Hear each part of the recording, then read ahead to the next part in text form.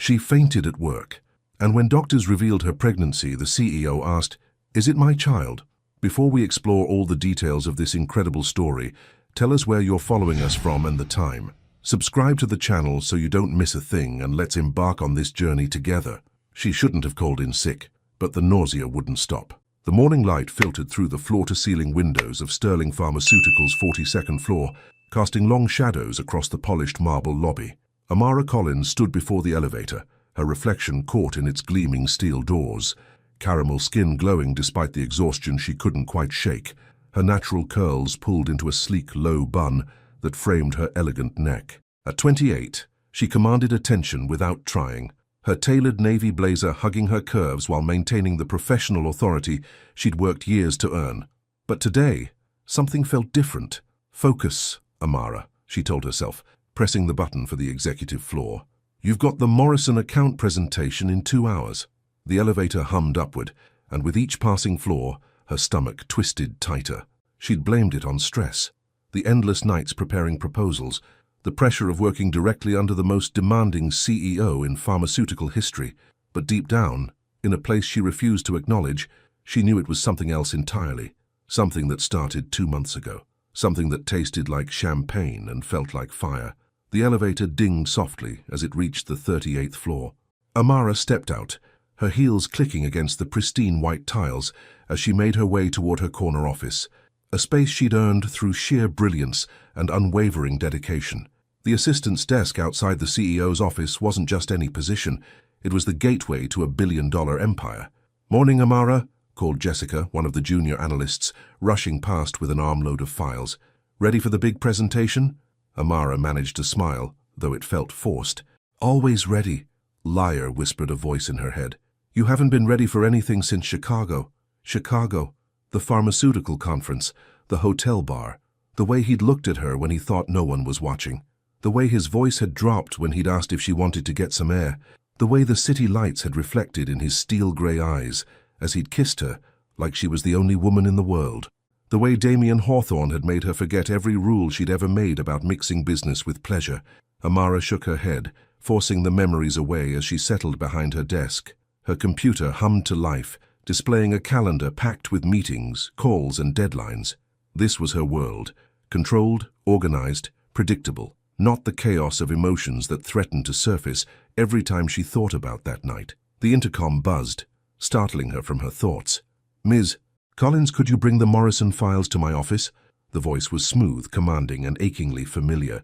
Even through the static of the speaker, it sent an unwelcome shiver down her spine. Damien Hawthorne, CEO of Sterling Pharmaceuticals, 39 years old, 6'3" of lean muscle and sharp suits, with dark hair that always looked perfectly disheveled and eyes that seemed to see straight through people's souls. He was brilliant, ruthless in business, and had built his empire from nothing after losing his parents in a car accident at 19. He was also the father of the child she didn't yet know she was carrying. "Of course, Mr. Hawthorne," she replied, her voice steady despite the way her heart hammered against her ribs. Amara gathered the files, taking a moment to steady herself. She'd perfected the art of professional distance over the past 2 months, treating him exactly as she had before Chicago. Cool, efficient, untouchable. If he could pretend nothing had happened, so could she, even if her body remembered every second of that night. She knocked once on his office door before entering. The space was a study in controlled power, dark wood, leather furniture, and windows that offered a commanding view of Manhattan. Damien stood with his back to her, one hand pressed against the glass as he stared out at the city below. The morning light caught the subtle silver threads in his dark hair, and even in silhouette, she could see the tension in his broad shoulders. "The Morrison files," she said, setting them on his desk with practiced precision. He turned slowly, and for just a moment, a heartbeat, their eyes met. Steel grey clashing with warm brown. The air between them charged with an electricity that made her skin tingle and her breath catch. Then the mask slipped back into place. "Thank you." His voice was neutral, businesslike, as if he hadn't whispered her name like a prayer 2 months ago, as if he hadn't traced every curve of her body like he was memorizing a masterpiece. Amara nodded curtly and turned to leave, but his voice stopped her at the door. "Amara." The way he said her name, soft, almost uncertain, made her pause. "Are you feeling all right? You look pale." She stiffened, her hand on the door handle. "I'm fine, Mr. Hawthorne. Mr. Hawthorne. Not Damien. Never Damien. Not anymore. It's just that you've seemed—" He paused, running a hand through his hair in a gesture she recognized as frustration. "Different, lately. Different. If only he knew how different. If only she knew." "I'm perfectly fine," she repeated, her voice firmer now. "Will that be all?" For a moment he looked like he wanted to say something else, something that had nothing to do with business and everything to do with the way they'd fit together like missing pieces of the same puzzle. But then his jaw tightened and he nodded. "That will be all." Amara escaped to her office, closing the door behind her and leaning against it as she tried to calm her racing heart. This was impossible. She couldn't keep working like this, pretending that the most incredible night of her life hadn't happened, pretending that she didn't dream about his hands on her skin, his lips against her throat, the way he'd made her feel alive in ways she'd never experienced. But she had to. Her career, her future, everything she'd worked for, depended on maintaining the professional boundary they'd shattered in Chicago. The morning passed in a blur of phone calls and emails, the nausea coming and going in waves that she stubbornly attributed to stress. By the time the Morrison presentation rolled around, she felt steadier, more in control. This was what she was good at: presenting data, managing expectations, being indispensable. The conference room filled with executives from both companies, the air thick with expensive cologne and the scent of fresh coffee. Amara took her usual position beside Damien's chair, her tablet ready with backup information and additional slides. "Ladies and gentlemen," Damien began, his voice commanding immediate attention, "today, we're not just discussing a merger. We're talking about revolutionizing how the world approaches neurological treatment." As he spoke, Amara felt a familiar swell of pride. Say what you wanted about Damien Hawthorne, the man, but Damien Hawthorne, the CEO, was extraordinary, passionate, visionary, able to make people believe in possibilities they'd never imagined. The presentation was flawless. Data flowed seamlessly, projections painted a picture of unprecedented success, and the Morrison executives nodded with increasing enthusiasm. Amara supplied additional information when needed, their professional partnership as smooth as silk. Then, midway through discussing market penetration in Europe, the room began to tilt. At first, she thought it was just the usual wave of nausea, but this was different, deeper, more insistent. The voices around her became muffled, as if she were underwater. The carefully organized numbers on her tablet blurred together. "Ms. Collins?" someone asked from far away. "Are you all right?" She tried to answer, tried to maintain her composure, but the room spun violently. The last thing she saw before darkness claimed her was Damien's face, twisted with worry and something that looked suspiciously like terror. The last thing she heard was his voice, raw with panic. "Amara!" And in that moment, as consciousness slipped away, she realized her carefully constructed world was about to change forever. The presentation room falls silent. Damien drops to his knees beside her unconscious form. And somewhere in the chaos, a truth neither of them is ready to face begins to surface. The beeping of medical equipment was the first thing she heard when the world came back into focus. Amara's eyelids fluttered open to harsh fluorescent lights and the antiseptic smell of a hospital room. Her head throbbed with a dull ache, and for a moment, she couldn't remember where she was or how she'd gotten there. Then it all came rushing back, the presentation, the spinning room, the darkness swallowing her whole. Thank God. The voice was rough with relief and utterly familiar. She turned her head to find Damien sitting in the chair beside her bed, his usually perfect hair disheveled, his tie loosened and his steel-grey eyes rimmed with exhaustion. He looked like he'd aged years in the span of hours. What happened?" Her voice came out as a whisper, her throat dry and scratchy. "I collapsed during the Morrison presentation." He leaned forward, his hands clasped tightly together. "You've been unconscious for 3 hours. 3 hours, Amara." The way he said her name, raw, vulnerable, sent a shiver through her that had nothing to do with the hospital's air conditioning. She tried to sit up, but a wave of dizziness forced her back against the pillows. "The presentation. Did we lose the deal?" Damien stared at her incredulously. "The deal? Amara, you scared the hell out of everyone in that room. I thought—" He stopped himself, running a hand through his hair. "The deal doesn't matter. Nothing matters except making sure you're okay." The intensity in his voice, the way his mask had completely slipped away, made her chest tighten with emotions she'd been fighting for months. This wasn't her boss speaking. This was the man who'd held her until dawn in Chicago, who'd whispered her name like it was sacred, who'd made her believe in fairy tales for one perfect night. "I'm fine," she said, though they both knew it was a lie. "Just stress, probably. I haven't been sleeping well." Before he could respond, the door opened and a woman in a white coat entered, her smile warm and professional. Doctor. Sarah Mitchell, according to her badge, appeared to be in her 40s with kind eyes and greying hair pulled back in a neat bun. "Miss Collins, I'm so glad to see you're awake," Dr. Mitchell said, checking the chart in her hands. "How are you feeling?" "Like I got hit by a truck," Amara admitted. "But I'm okay, just exhausted, I think." Dr. Mitchell's expression grew more serious as she approached the bed. "Actually, I need to discuss your test results with you. We ran some blood work when you came in, just to rule out any underlying conditions that might have caused the fainting episode." Amara felt Damien tense beside her, though she kept her eyes on the doctor. "And? Well, the good news is that there's nothing seriously wrong with you." Dr. Mitchell smiled, but there was something in her expression that made Amara's stomach drop. "In fact, there's some very good news depending on how you look at it." "What do you mean?" Amara's voice was barely above a whisper. Dr. Mitchell glanced between her and Damien, clearly assuming he was her husband or boyfriend. "Ms. Collins, you're pregnant. Approximately 8 weeks along, based on your hormone levels." The words hit Amara like a physical blow. The room seemed to tilt again, and for a moment she couldn't breathe. 8 weeks. 8 weeks would put the conception right around Chicago. She could feel Damien's eyes boring into her, could practically hear the wheels turning in his head as he did the same math she was doing. 8 weeks ago, she'd been in his hotel room, their bodies moving together in perfect rhythm, lost in a passion that had felt like destiny. 8 weeks. Damien's voice was strained, carefully controlled. Dr. Mitchell nodded cheerfully, oblivious to the tension crackling between them. Yes, which would put conception around mid-March. The fainting episode was likely due to hormonal changes and possibly some morning sickness. It's very common in the first trimester. Amara stared at the ceiling, her mind reeling. Pregnant. She was pregnant with Damien Hawthorne's baby, and she hadn't even known. How could she not have known? The signs had been there, the nausea, the exhaustion, the way her body had felt different lately. But she'd been so focused on maintaining professional distance, on pretending Chicago never happened, that she'd ignored every signal her body had been sending.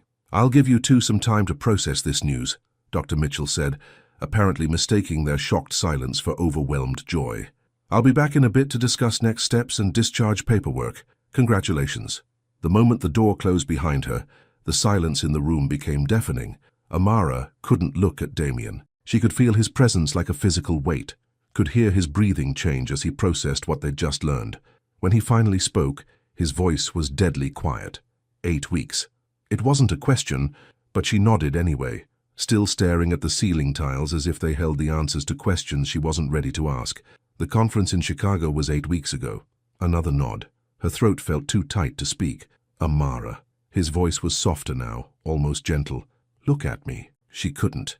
If she looked at him, if she saw the questions in his eyes, she'd fall apart completely. And Amara Collins didn't fall apart. She was strong, controlled, independent. She didn't get accidentally pregnant by her boss after a one-night stand that was supposed to mean nothing. "Amara, please." The please broke her. She turned her head slowly, meeting his gaze for the first time since the doctor's revelation. What she saw there wasn't anger or accusation. It was raw vulnerability, hope, and something that looked suspiciously like wonder. "Is it mine?"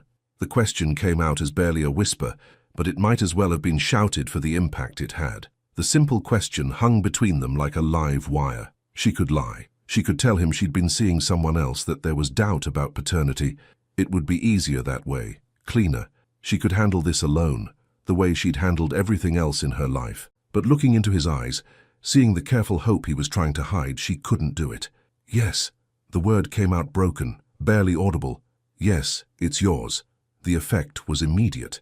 Damien's carefully maintained composure cracked completely. He leaned back in his chair, running both hands through his hair as he tried to process the magnitude of what she'd just confirmed. When he looked at her again, his eyes were bright with unshed tears. "Why didn't you tell me?" His voice was rough with emotion. "When you started feeling sick, when you suspected, why didn't you say anything?" "Because I didn't know." The words exploded out of her, months of suppressed emotions finally breaking free.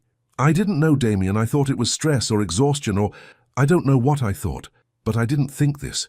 She gestured helplessly at her stomach, at the tiny life growing inside her that she'd been completely unaware of until 5 minutes ago. And even if I had known, she continued, her voice shaking, what was I supposed to say? Hey, Mr. Hawthorne, remember that night we pretended never happened?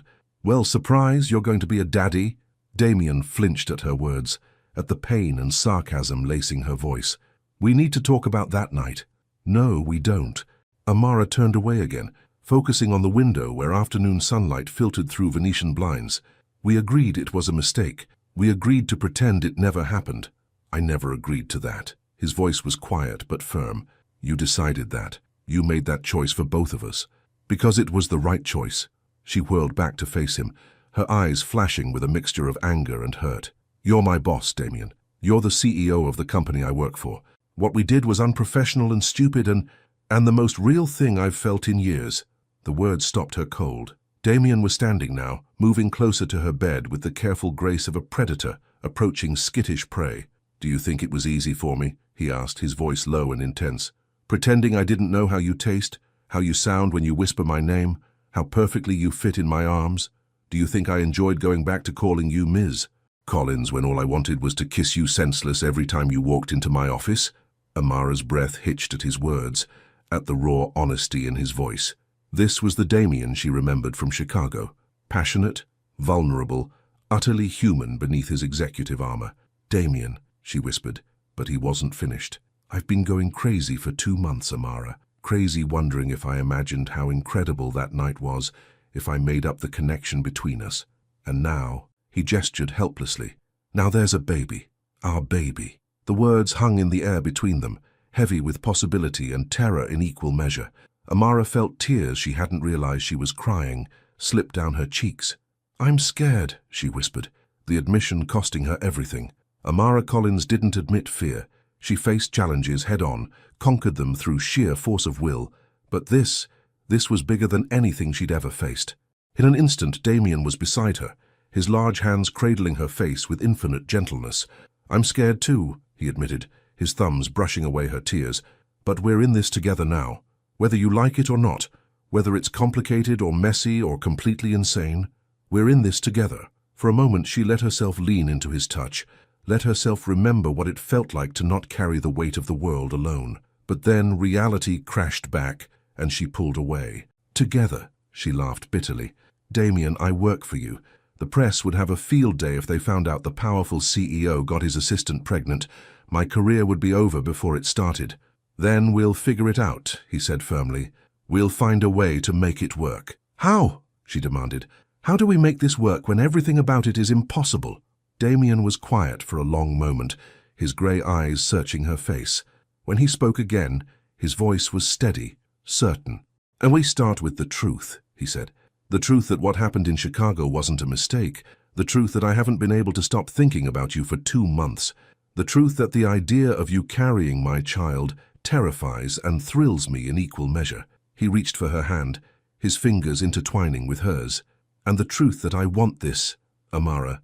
I want you, and I want our baby, and I want to figure out how to make this impossible situation work. Amara stared at him, seeing the sincerity in his eyes, the hope he wasn't bothering to hide anymore. Part of her wanted to believe him, wanted to lean into the fantasy that they could somehow make this work. But the practical part of her, the part that had fought for everything she'd achieved, knew better. It's not that simple, she whispered. It is that simple, he countered. It's everything else that's complicated. Before she could respond, Dr. Mitchell knocked and entered again, her professional smile firmly in place. How are we doing in here? Ready to discuss next steps? Amara and Damien sprang apart, the spell of intimacy broken by the return to reality. But, as the doctor began discussing prenatal vitamins and follow-up appointments, Amara couldn't stop thinking about Damien's words. It is that simple. It's everything else that's complicated. And as Dr. Mitchell continued talking, as Damien listened intently to every instruction about caring for her and their unborn child, Amara realized that the most terrifying thing wasn't the pregnancy itself. It was how much she wanted to believe that maybe, just maybe, they could find a way to make the impossible work. The discharge papers are signed. Reality waits outside the hospital doors, and both of their lives have just changed forever. The hospital lobby felt like stepping into another universe, one where their secret was no longer just theirs. The late afternoon sun painted Manhattan in shades of gold and amber as Amara and Damien stepped through the automatic doors of Mount Sinai Hospital. The real world rushed to meet them. Car horns, chattering pedestrians, the relentless pulse of a city that never stopped moving. After the sterile quiet of the hospital room, it felt overwhelming. Amara clutched the discharge papers in one hand, her purse in the other, trying to process the fact that her entire life had changed in the span of a few hours. Pregnant. She was pregnant with Damien Hawthorne's baby, and somehow she still couldn't quite believe it was real. "My driver is waiting," Damien said softly, his hand hovering near the small of her back, not quite touching, but close enough that she could feel the warmth radiating from his palm. "I'll take you home." "I can take a cab," she replied automatically, the professional distance she'd perfected slipping back into place like armor. Old habits died hard, even when the world had been turned upside down. Damien stopped walking, turning to face her on the busy sidewalk. People flowed around them like water around stones, but he seemed completely oblivious to the crowd. His grey eyes were intense, focused entirely on her. "Amara, you just found out you're carrying my child. You're not taking a cab." His voice was gentle but firm, the tone he used in board meetings when he'd made a decision and wouldn't be swayed. "Please, let me take care of you." The word please did something to her resolve, the same way it had in the hospital room. Damien Hawthorne didn't beg. He commanded, he decided, he took charge. But with her, he asked. With her, he was different. She nodded reluctantly, and his shoulders visibly relaxed. The ride to her apartment in Brooklyn Heights was tense with unspoken words. Damien's sleek black sedan felt impossibly intimate after the clinical environment of the hospital. The leather seats, the soft classical music, the way he kept glancing at her as if she might disappear. It all felt too much like the car ride back from dinner in Chicago, when the air between them had crackled with possibility and desire. "The Morrison deal," Amara said suddenly, needing to fill the silence with something safe and familiar. "Did we lose it?" Damien looked at her incredulously. "You're pregnant with my child and you're worried about the Morrison deal." "I'm worried about my job," she corrected, though even as she said it, she knew it was only partly true. Work had always been her anchor, her source of identity and control. Without it, she felt adrift. "Your job is secure, Amara. More than secure." He leaned forward slightly, his eyes serious. "But we need to discuss what happens next. How we handle this at the office, what we tell people." "We don't tell people anything," she said quickly. "This is private, personal. It doesn't affect our work." "Doesn't affect our work?" Damien's voice rose slightly. "Amara, you're having my baby. How does that not affect everything?" She turned to look out the window, watching Brooklyn's tree-lined streets blur past. "Because I can't let it. I've worked too hard to get where I am to let this derail my career." The silence that followed was heavy with hurt and frustration. When Damien spoke again, his voice was carefully controlled. "Is that what this is to you? A derailment?"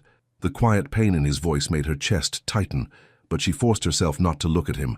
"I don't know what this is yet. I need time to think." The car pulled up outside her building, a converted brownstone with large windows and a small garden courtyard. It was charming without being ostentatious, the kind of place a successful assistant executive could afford without attracting unwanted attention.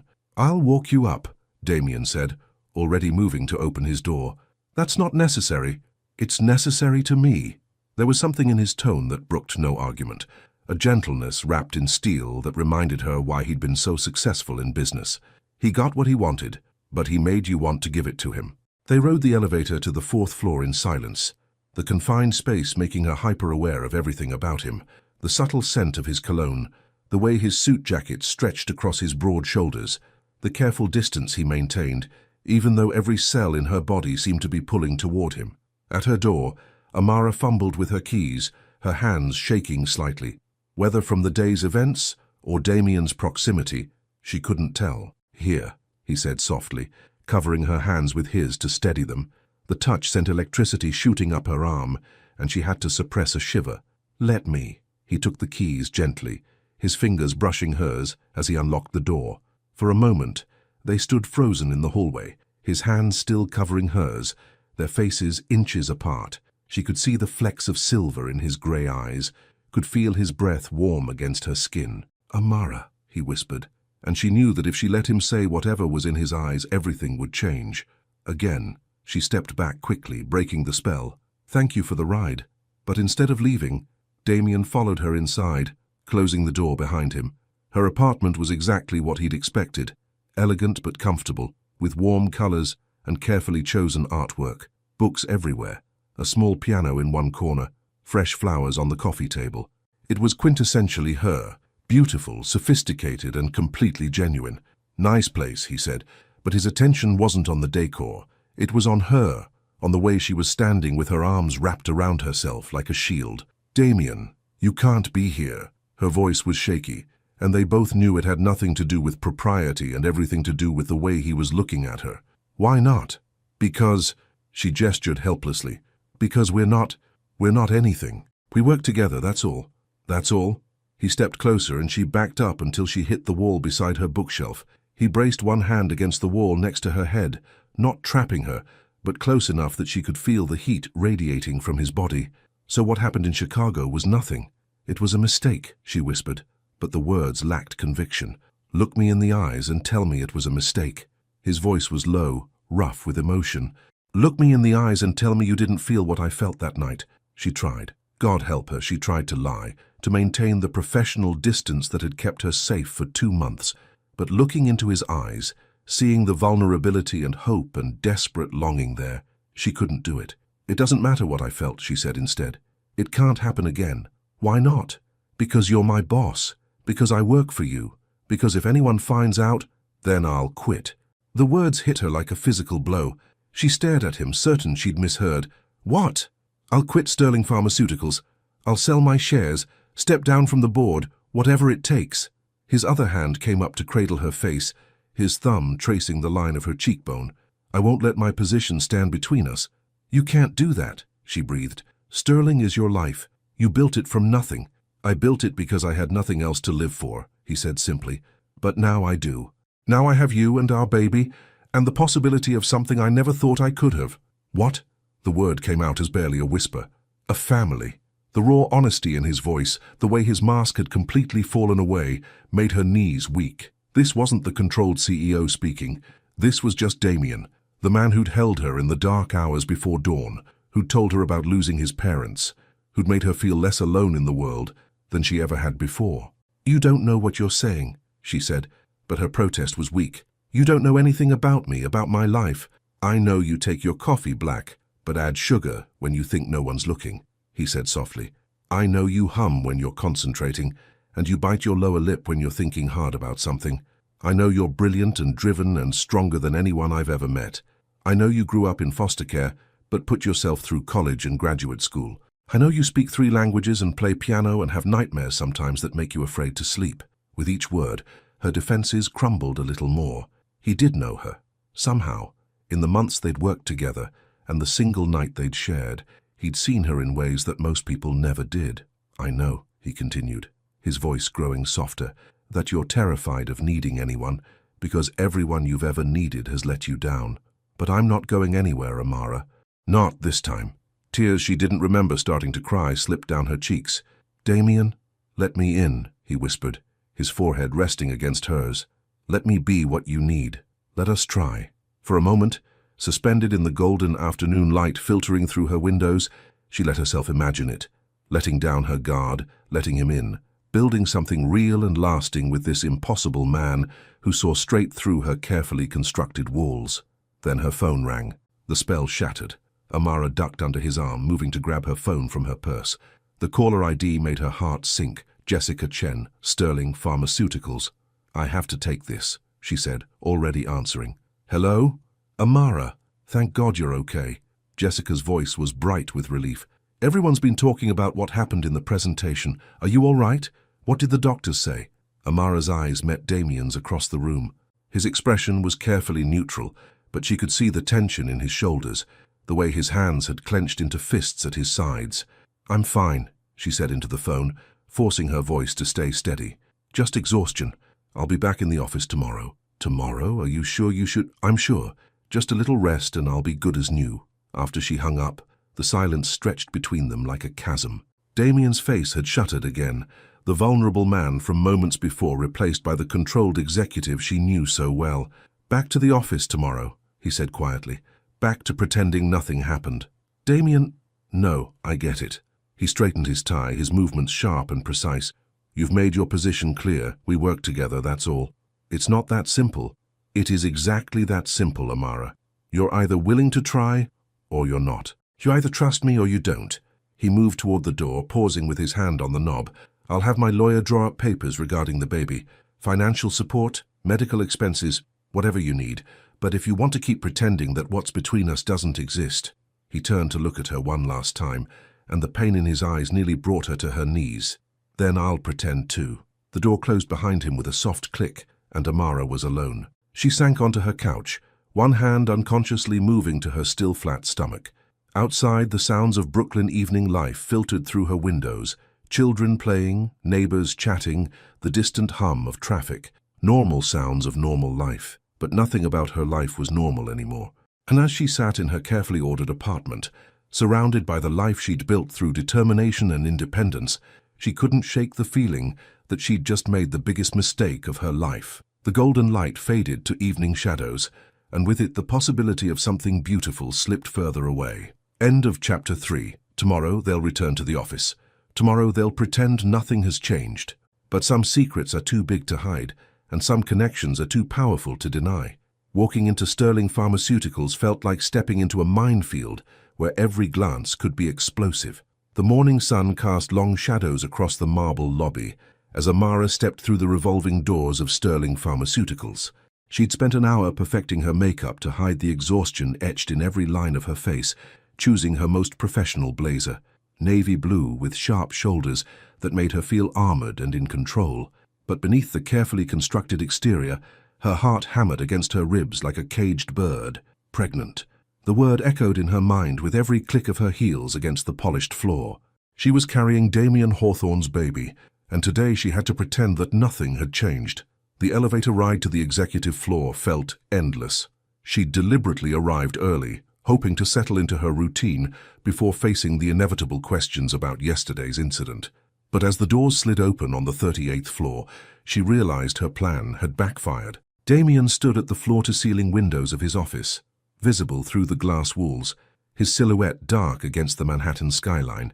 Even from across the reception area, she could see the tension in his broad shoulders, the way he held himself with military precision. He was already here, already working, already pretending. Their eyes met through the glass for one electric moment.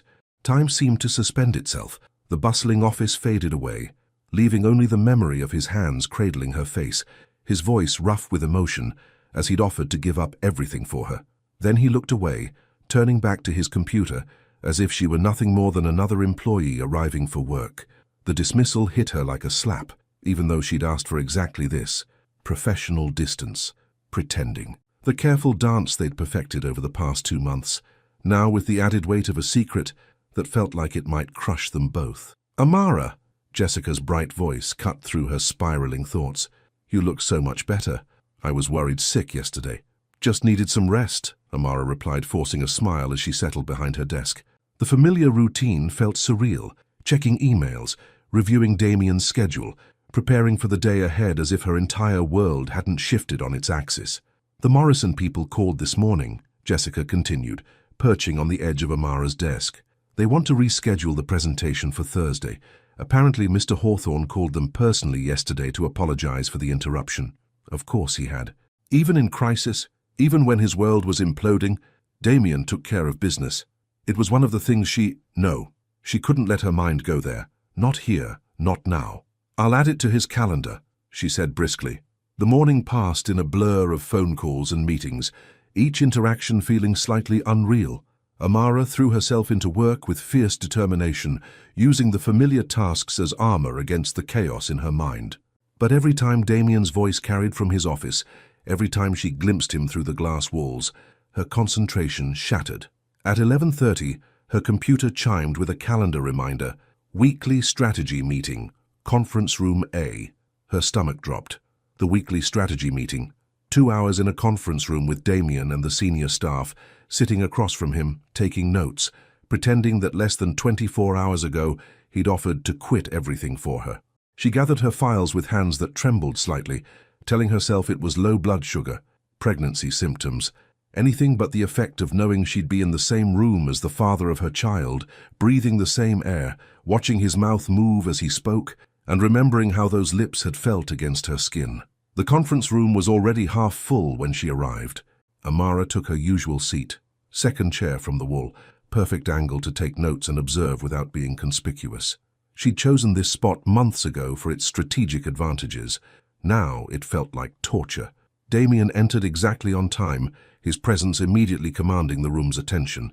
He wore a charcoal grey suit that made his eyes look like storm clouds, his dark hair perfectly styled, despite the fact that she'd seen him run his hands through it in frustration just yesterday.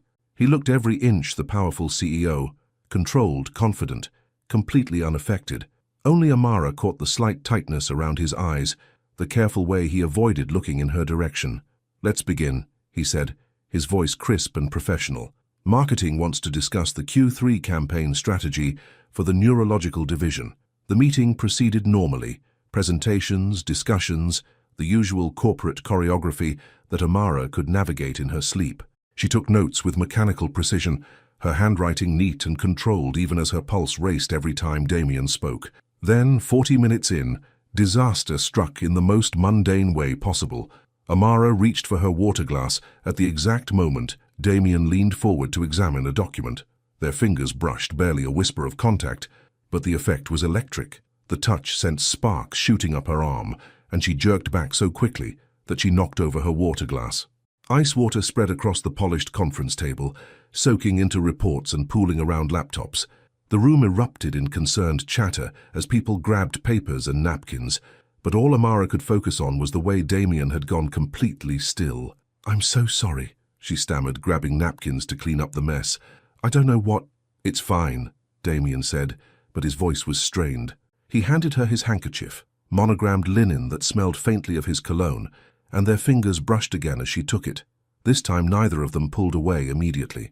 The touch lasted perhaps 3 seconds, an eternity in a room full of colleagues.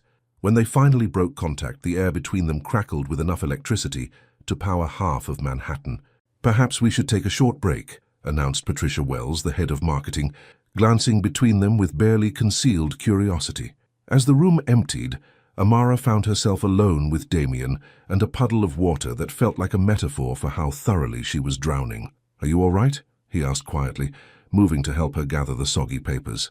"I'm fine," she said quickly, not looking at him. "Just clumsy." "Amara." Her name was a whisper, spoken so softly that only she could hear it. "Look at me." She made the mistake of lifting her eyes to his, and what she saw there nearly undid her completely. Concern, longing, and something that looked suspiciously like the same desperate need that was clawing at her insides. "This isn't working," he said, his voice barely audible. "It has to work," she whispered back. "Does it?" He stepped closer, close enough that she could see the flecks of silver in his grey eyes. "Because from where I'm standing, it looks like we're both miserable." Before she could respond, the conference room door opened, and Patricia Wells returned, followed by the rest of the team. Damien stepped back smoothly, his professional mask sliding into place so seamlessly that Amara almost wondered if she'd imagined the moment of vulnerability. But she hadn't imagined it. The air still hummed with tension, and she could feel curious glances from their colleagues as the meeting resumed. The rest of the session passed without incident, but Amara barely absorbed a word.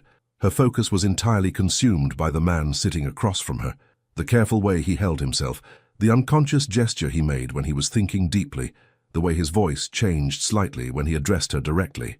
When the meeting finally ended, Amara was the first to escape, practically fleeing to the safety of her office. But even there, surrounded by the familiar chaos of ringing phones and endless emails, she couldn't shake the feeling that she was coming apart at the seams. The afternoon brought a new form of torture: dictation. Damien called her into his office at 3 o'clock, his voice professionally neutral over the intercom. "I need to dictate some correspondence." It was routine, something they'd done hundreds of times over the past year. Amara would sit in the chair across from his desk, tablet ready, while he paced and dictated letters, memos, and reports. It was efficient, productive, and usually completely impersonal. Today it felt like intimate torture. The moment she stepped into his office, the air grew thick with unspoken words. Damien stood behind his desk, his hands braced against the leather surface, looking like a man barely holding himself together. "Close the door," he said without looking up. The soft click of the door seemed unnaturally loud in the sudden silence. Amara moved to her usual chair, tablet ready, trying to ignore the way her hands were shaking. "Ready when you are," she said, proud of how steady her voice sounded. Damien began to pace, his movements fluid and controlled, but Amara could see the tension coiled in every line of his body. He dictated a memo about quarterly projections, his voice crisp and professional, while she typed with mechanical precision. But as he moved around the office, the formal distance began to feel increasingly artificial. This was the man who'd held her through the night in Chicago, who'd whispered her name like a prayer, who'd offered to give up everything for her just yesterday. Now they were pretending to be nothing more than boss and assistant, and the pretense was suffocating them both. "Which brings us to the matter of long-term strategic planning," Damien was saying, but his voice had grown rougher, less controlled. "We need to consider the implications of unexpected developments that might affect our corporate structure." Amara's fingers stilled on the tablet. Was he talking about quarterly projections, or about them? "Should I note that as a separate agenda item?" she asked carefully. Damien stopped pacing, turning to face her fully for the first time since she'd entered the office. "What do you think, Ms. Collins? How should we handle unexpected complications that might disrupt our established procedures?" The question hung between them, loaded with double meaning.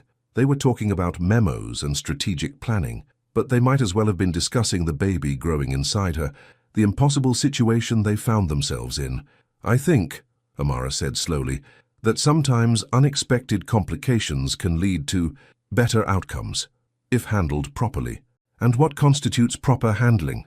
His voice was soft now, intense, his grey eyes fixed on her face.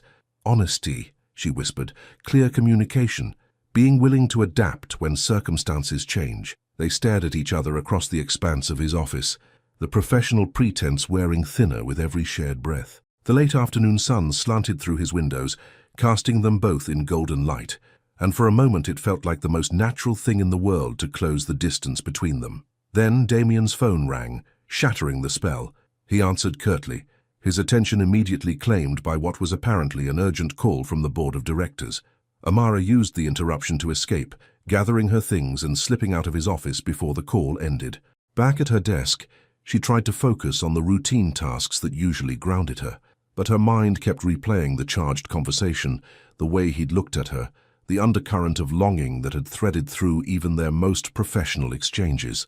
As the office began to empty for the evening, Amara found herself working later than usual, unable to face the thought of going home to her empty apartment where she'd have nothing to distract her from the chaos in her mind. She was so absorbed in reviewing contracts that she didn't notice Damien approaching her desk until his shadow fell across her papers. "It's past 7, he said quietly. "You should go home." "I'm almost finished," she replied without looking up, hyper-aware of his presence beside her desk. "Amara." The way he said her name made her look up despite herself. "You need to eat dinner. You need to rest. He paused, glancing around to make sure they were alone before continuing in a lower voice. "You're carrying my child. I can't stand by and watch you exhaust yourself." The genuine concern in his voice, the careful way he acknowledged their situation while maintaining the necessary discretion, made her chest tighten with emotions she couldn't name.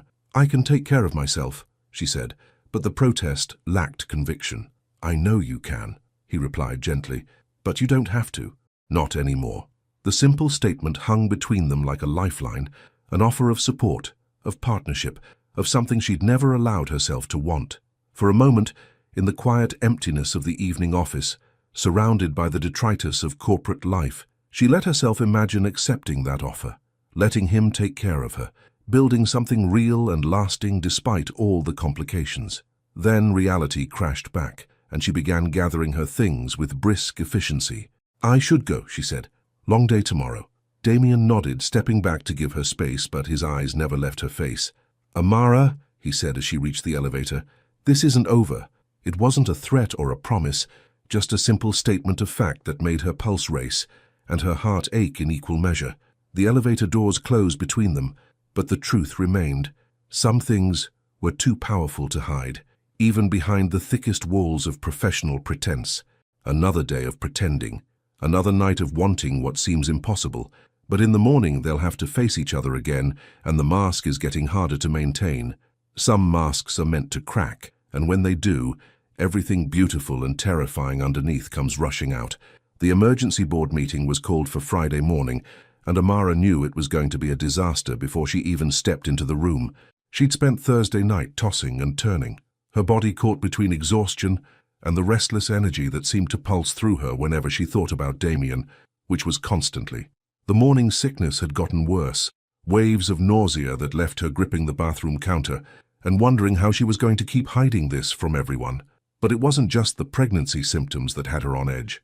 It was the way Damien had been looking at her all week, like he was barely holding himself back from doing something that would shatter their carefully maintained professional facade. It was the charged silences, the accidental touches that lasted a heartbeat too long, the way her name sounded different when he said it.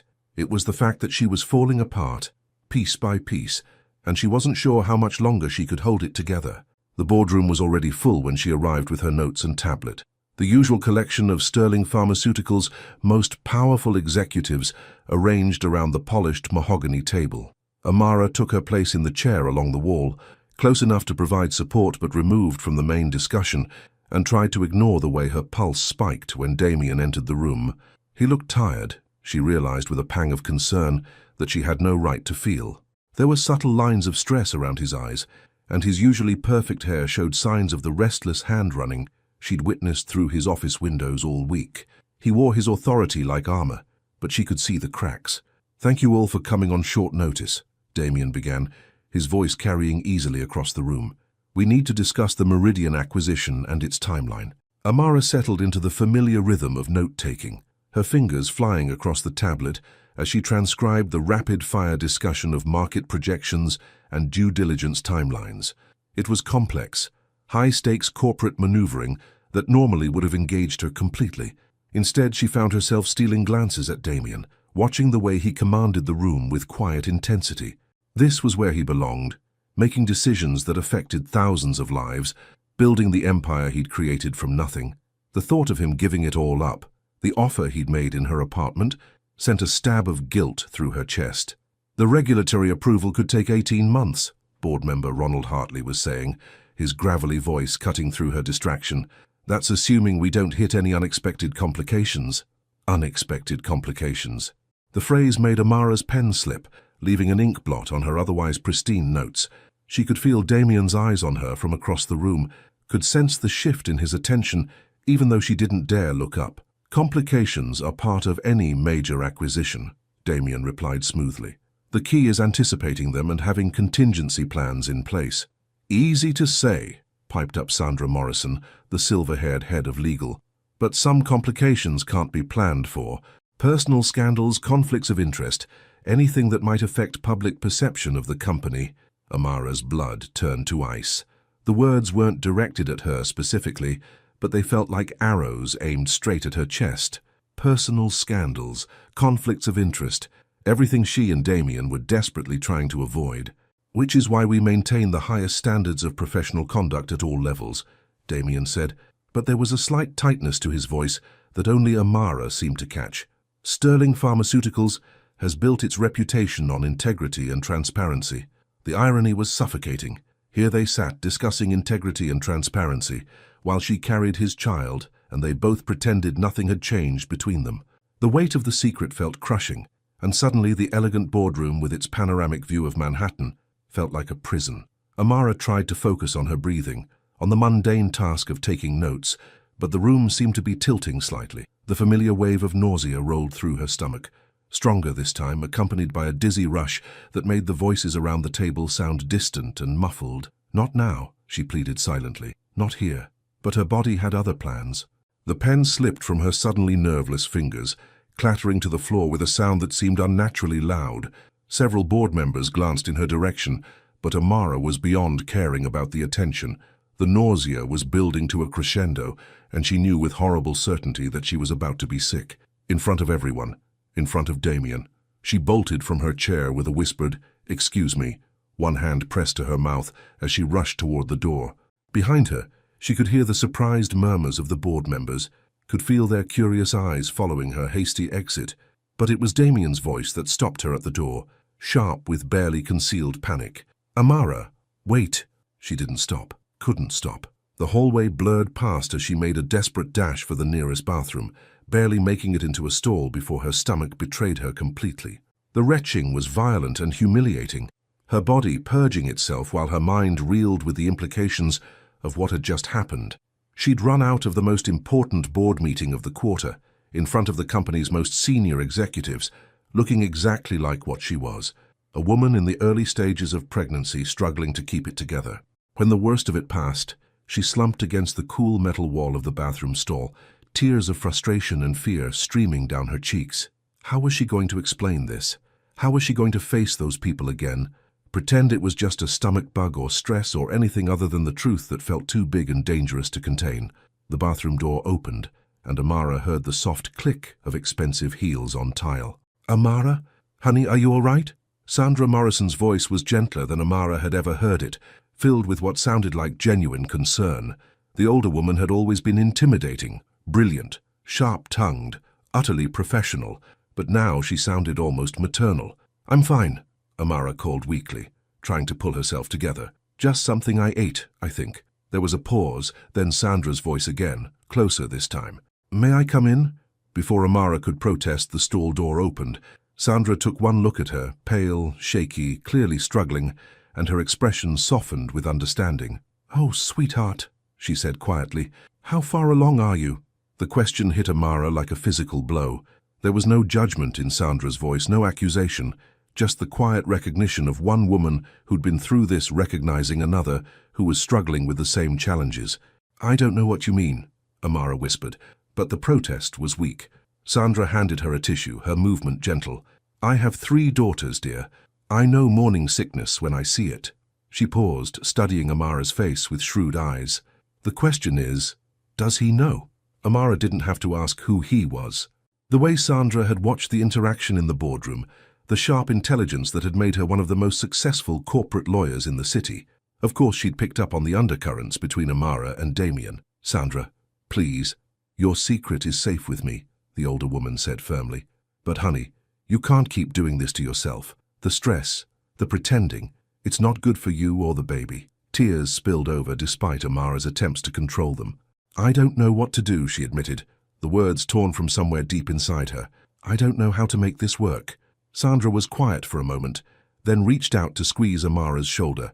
"You start by taking care of yourself, and you stop trying to handle everything alone." She paused. "That young man of yours is about ready to tear the building apart looking for you. He sent me in here because he was afraid it would cause more speculation if he came himself."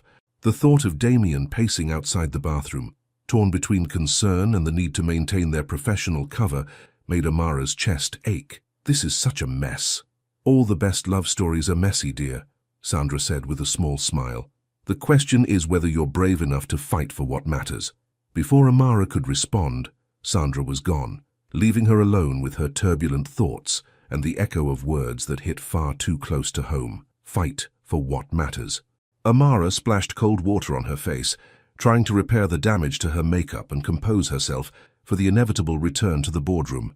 But when she opened the bathroom door, she found Damien waiting in the hallway, his face etched with worry that he wasn't bothering to hide.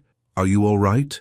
The question came out rougher than he probably intended, his professional mask completely absent. "I'm fine," she said automatically, but her voice shook. "No, you're not." He stepped closer, and she could see the barely leashed panic in his grey eyes. "Amara, this has to stop. You're making yourself sick trying to pretend." "Pretend what?"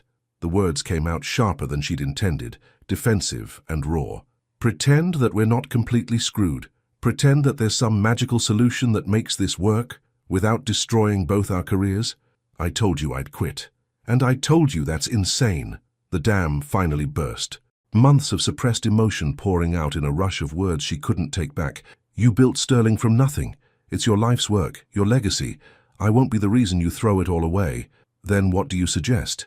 His voice was rising now, professional discretion abandoned in the face of his frustration. "Because watching you make yourself sick, watching you run away from me every day, watching you pretend that what's between us doesn't exist, I can't do it anymore, Amara. I can't. They were standing in the middle of the executive hallway, voices echoing off marble walls, completely exposed to anyone who might walk by. It was professional suicide, and they both knew it. But something had broken between them, some carefully maintained barrier that had finally cracked under the pressure of too many secrets and too much longing. "What do you want from me?" Amara demanded, tears streaming down her face now. "What do you want me to say?" "I want you to tell me you feel it too," Damien said, his voice dropping to an urgent whisper. "I want you to stop running away every time I get close. I want you to admit that what happened in Chicago was the most real thing either of us has ever experienced." The words hung between them like a challenge, like a dare.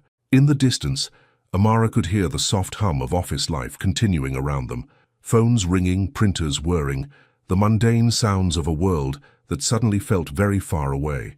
"It doesn't matter what I feel," she whispered. But even as she said it, she knew it was a lie. "It's the only thing that matters." Damien reached for her hand, his fingers intertwining with hers, in a gesture that was intimate and desperate and completely inappropriate for their corporate surroundings. "Amara, I'm falling apart without you. These past 2 months have been hell and I can't keep pretending anymore." She stared at their joined hands, at the way his fingers fit perfectly between hers, and felt something inside her chest crack wide open. This was madness. This was professional suicide. This was everything she'd spent her career avoiding, and it was the most honest moment she'd had in months. "The board meeting," she started weakly. "Can wait," he finished. "They'll assume you had a stomach bug. Sandra will cover for us. She's good at managing crises." The mention of Sandra made Amara remember the older woman's words. All the best love stories are messy. Maybe it was time to stop fighting the mess. Maybe it was time to be brave. "Damien," she whispered, his name a prayer and a surrender all at once. And then, in the middle of the executive hallway of Sterling Pharmaceuticals, with their careers and reputations hanging in the balance, Amara Collins finally stopped running. She reached up and touched his face, her fingers tracing the sharp line of his jaw, and watched as his careful control shattered completely. "I feel it too," she admitted, the words barely audible. "God help me, I feel it too." The confession hung between them like a bridge, fragile and terrifying and absolutely necessary. And for the first time in months, neither of them looked away. The mask is gone. The truth is out. And now they'll have to face what comes next. Together. The truth has a way of making everything both clearer and more complicated at the same time. The silence in Damien's private office felt different now, charged with possibility instead of painful restraint. Amara sat in the chair across from his desk, her hands folded in her lap, trying to process the fact that everything had changed in the span of a single hallway conversation. They'd managed to return to the boardroom with some semblance of composure, Sandra smoothly covering for Amara's absence, with mentions of a stomach bug that had been going around. The meeting had concluded without further incident, but the undercurrent of tension between Amara and Damien had been impossible to miss. Now, in the golden late afternoon light, filtering through his floor-to-ceiling windows, they faced each other without pretense, for the first time in months. "So," Damien said quietly, his voice still rough from their emotional confrontation. He'd loosened his tie and run his hands through his hair so many times that it no longer looked perfectly styled. "Where do we go from here?" Amara studied his face, the sharp jawline she'd traced with trembling fingers, the steel-grey eyes that had haunted her dreams, the mouth that had whispered her name like a benediction in the dark hours before dawn in Chicago. He looked vulnerable in a way she'd never seen before, as if admitting his feelings had stripped away the last of his protective armor. "I don't know," she admitted. "I've never been in this situation before." A ghost of a smile touched his lips. "Neither have I. The closest I've come to mixing business with pleasure was taking clients to dinner." The admission surprised her.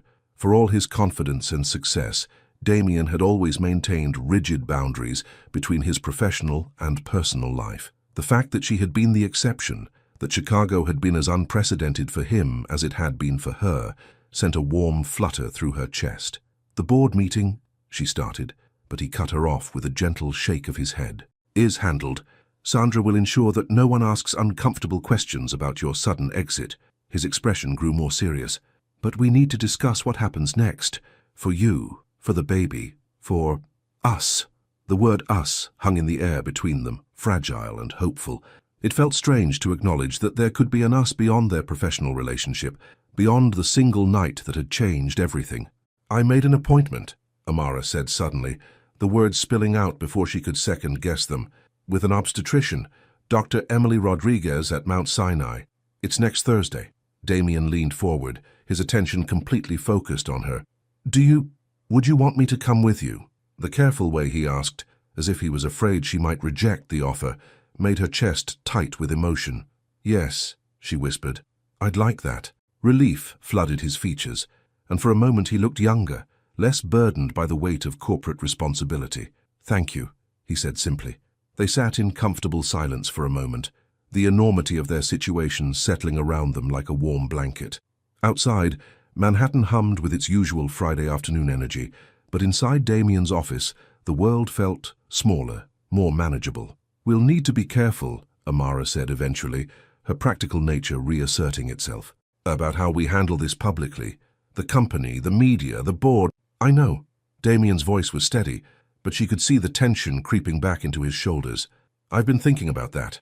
There are ways to manage the situation that protect both of us, such as—" He was quiet for a moment, gathering his thoughts. When he spoke, his voice carried the same authoritative tone he used in board meetings, but softer, more personal. "We could start by not hiding our relationship entirely. Let people see us together occasionally. Dinner, company events. Let them get used to the idea that we're involved." He paused. "Then when we're ready to announce the pregnancy, it won't be completely shocking." Amara considered this, turning the plan over in her mind. It made sense from a public relations standpoint, a gradual revelation rather than a bombshell announcement. But it also meant acknowledging that they had a relationship worth protecting, worth building something on. "That could work," she said slowly. "But what about my position here? People will say I slept my way to the top, that any success I have is because of this." The pain in her voice made Damien's expression harden. "Anyone who knows you, who's seen your work, would never think that. You're brilliant, Amara. You've earned every opportunity you've gotten here. But they don't know that," she said, frustration bleeding into her voice. "All they'll see is the assistant who got pregnant by the boss." Damien was quiet for a long moment, his jaw working as he processed her concern. When he spoke, his voice was carefully controlled. "What if you weren't my assistant anymore?" Amara's head snapped up. "What do you mean?" "There's an opening in strategic development, director level. It's a significant promotion, your own team, your own projects, complete autonomy." His grey eyes were intense, focused entirely on her face. "The position reports to the VP of Development, not to me directly. It would remove any appearance of impropriety." The offer was generous. More than generous, it was exactly the kind of career advancement she'd been working toward for years. But the way he presented it, the careful neutrality in his voice, made her stomach drop. "You want to transfer me to get me away from you," she said, the words coming out flatter than she'd intended. "No." The response was immediate and emphatic. "I want to give you the career you deserve, without anyone being able to question how you got it. I want to protect you from the kind of speculation that could damage your reputation." She studied his face, searching for any sign of deception or hidden agenda. What she found instead was genuine concern, the look of a man trying to solve a problem that had no perfect solution. "And you think this would work? That people wouldn't still talk?" "People will always talk," he said honestly. "But this way, when they do, you'll have a track record of success that has nothing to do with me. You'll have built something on your own merit." It was logical, practical, and probably the smartest path forward. It was also terrifying in a way she couldn't quite name. "I need time to think about it," she said finally. "Of course." He leaned back in his chair, running a hand through his already disheveled hair. "Take all the time you need. The position isn't going anywhere." Another silence fell between them, but this one was less comfortable, weighted with the complexity of decisions that would affect both their futures. Amara found herself studying the view from his windows, the Manhattan skyline bathed in golden afternoon light, the city that had become home, the world that suddenly felt both more solid and more fragile than before. "Damien," she said softly, not looking at him. "What do you want? Really want, I mean. Not what's practical or smart or good for the company. What do you want?" When she finally turned to face him, she found him watching her with an expression that made her breath catch. There was longing there, yes, but also something deeper, something that looked like hope wrapped in determination. "I want to take you home," he said quietly. "I want to cook you dinner and make sure you're eating enough. I want to go to doctor's appointments and argue about baby names and feel our child kick for the first time. His voice grew softer, more vulnerable. I want to wake up next to you and not have it be a one-time mistake. I want to build something real with you, Amara. Something that lasts. The words washed over her like a tide, carrying away the last of her carefully constructed defenses. This was the man she'd glimpsed in Chicago. Not the controlled CEO, but the person underneath. The one who'd held her through the night and made her feel less alone in the world than she ever had before. I want that too, she whispered, the admission costing her everything and giving her everything in return. It terrifies me, but I want it too. Damien's smile was radiant, transforming his entire face. He stood slowly, moving around his desk with the careful grace she'd always admired, and knelt beside her chair. His hands found hers, fingers intertwining with a familiarity that spoke of deeper connection. Then let's be terrified together, he said, bringing her hand to his lips and pressing a gentle kiss to her knuckles. Let's figure this out as we go.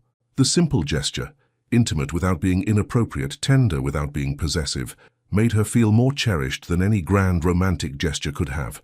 This was what she'd been afraid to want, someone who saw her completely and chose to stay anyway. Okay, she said, the word barely a whisper but carrying the weight of a lifetime of decisions. Okay. They stayed like that for a moment, hands linked, hearts open, the future stretching out before them like an unmapped territory full of possibility and challenge in equal measure. Then Damien's phone buzzed with an urgent message, breaking the spell and reminding them both that they were still in his office, still surrounded by the corporate world that would demand explanations and strategies and carefully managed revelations. I should go, Amara said, reluctantly pulling her hands free. People will start to wonder if I'm in here too long. Wait. Damien stood, moving to his desk and pulling out a business card. He wrote something on the back before handing it to her. My personal number, not the company line. Amara looked down at the card, at his bold handwriting spelling out digits that felt like a secret code to a different world. A world where they could be themselves instead of boss and assistant, where they could explore the connection that had been simmering beneath the surface for months. Text me when you get home, he said.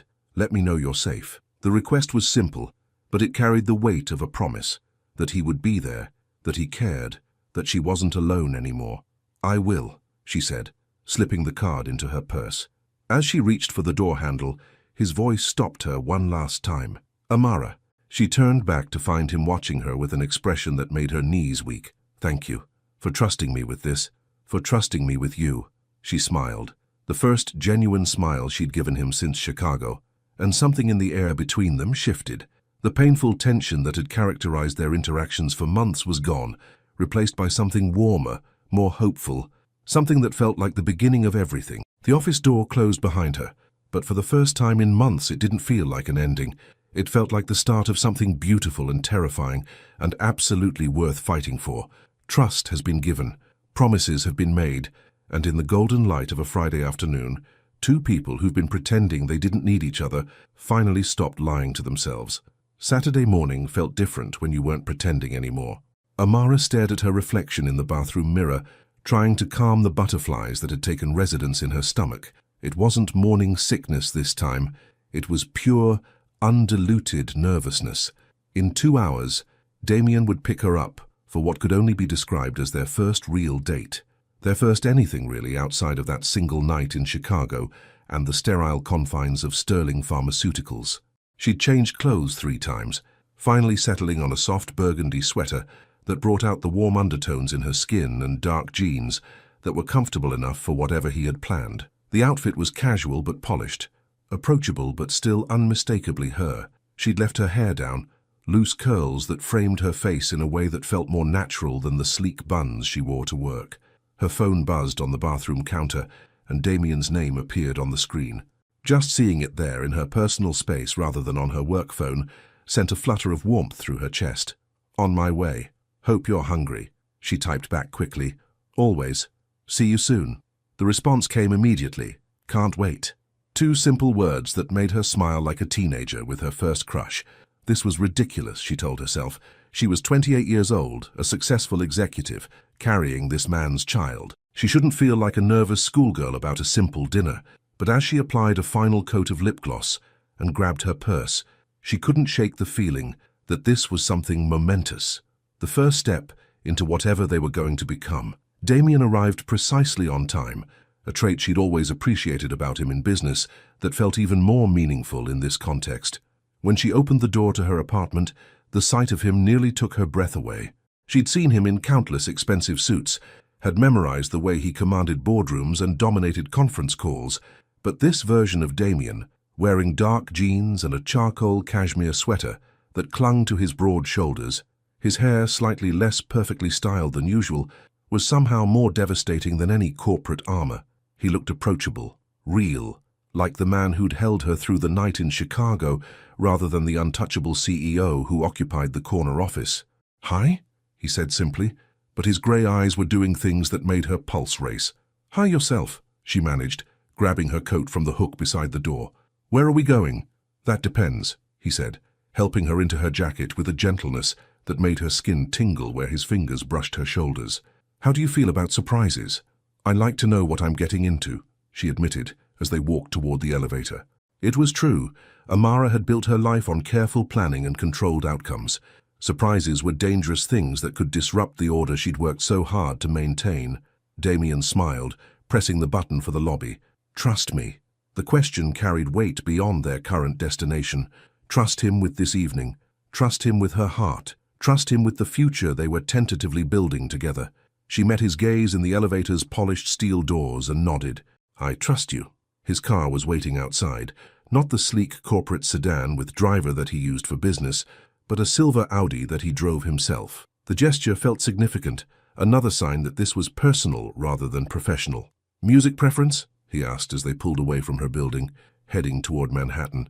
"Surprise me," she said, feeling bold. "Apparently I'm trying new things."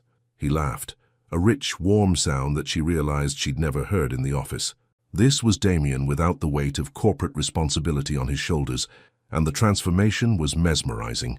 The restaurant he chose was perfect, a small Italian place in Soho that managed to be both intimate and unassuming, the kind of place where they could talk without shouting over noise, where the lighting was warm and flattering, where the staff was professional enough to respect their privacy without being intrusive. "How did you find this place?"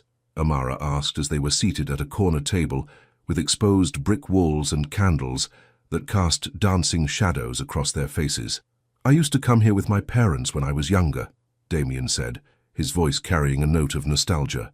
"Before the accident, my mother loved the risotto and my father would always order whatever wine the owner recommended, even if it was completely wrong for the meal." It was the first time he'd mentioned his parents in such a personal way, and Amara felt honored that he'd chosen to share the memory with her. "They sound wonderful." They were.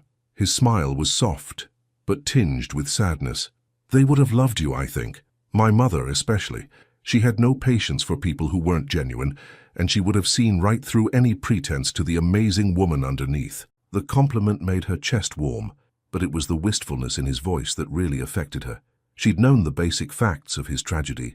Orphaned at 19, built his empire from insurance money and sheer determination. But sitting across from him in the candlelight, seeing the vulnerability in his expression, she understood for the first time how much that loss had shaped him.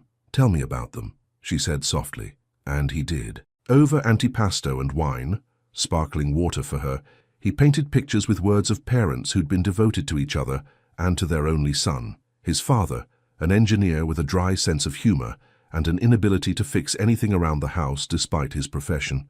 His mother, a teacher who'd made their modest home feel like a palace and who'd believed that Damien could accomplish anything he set his mind to.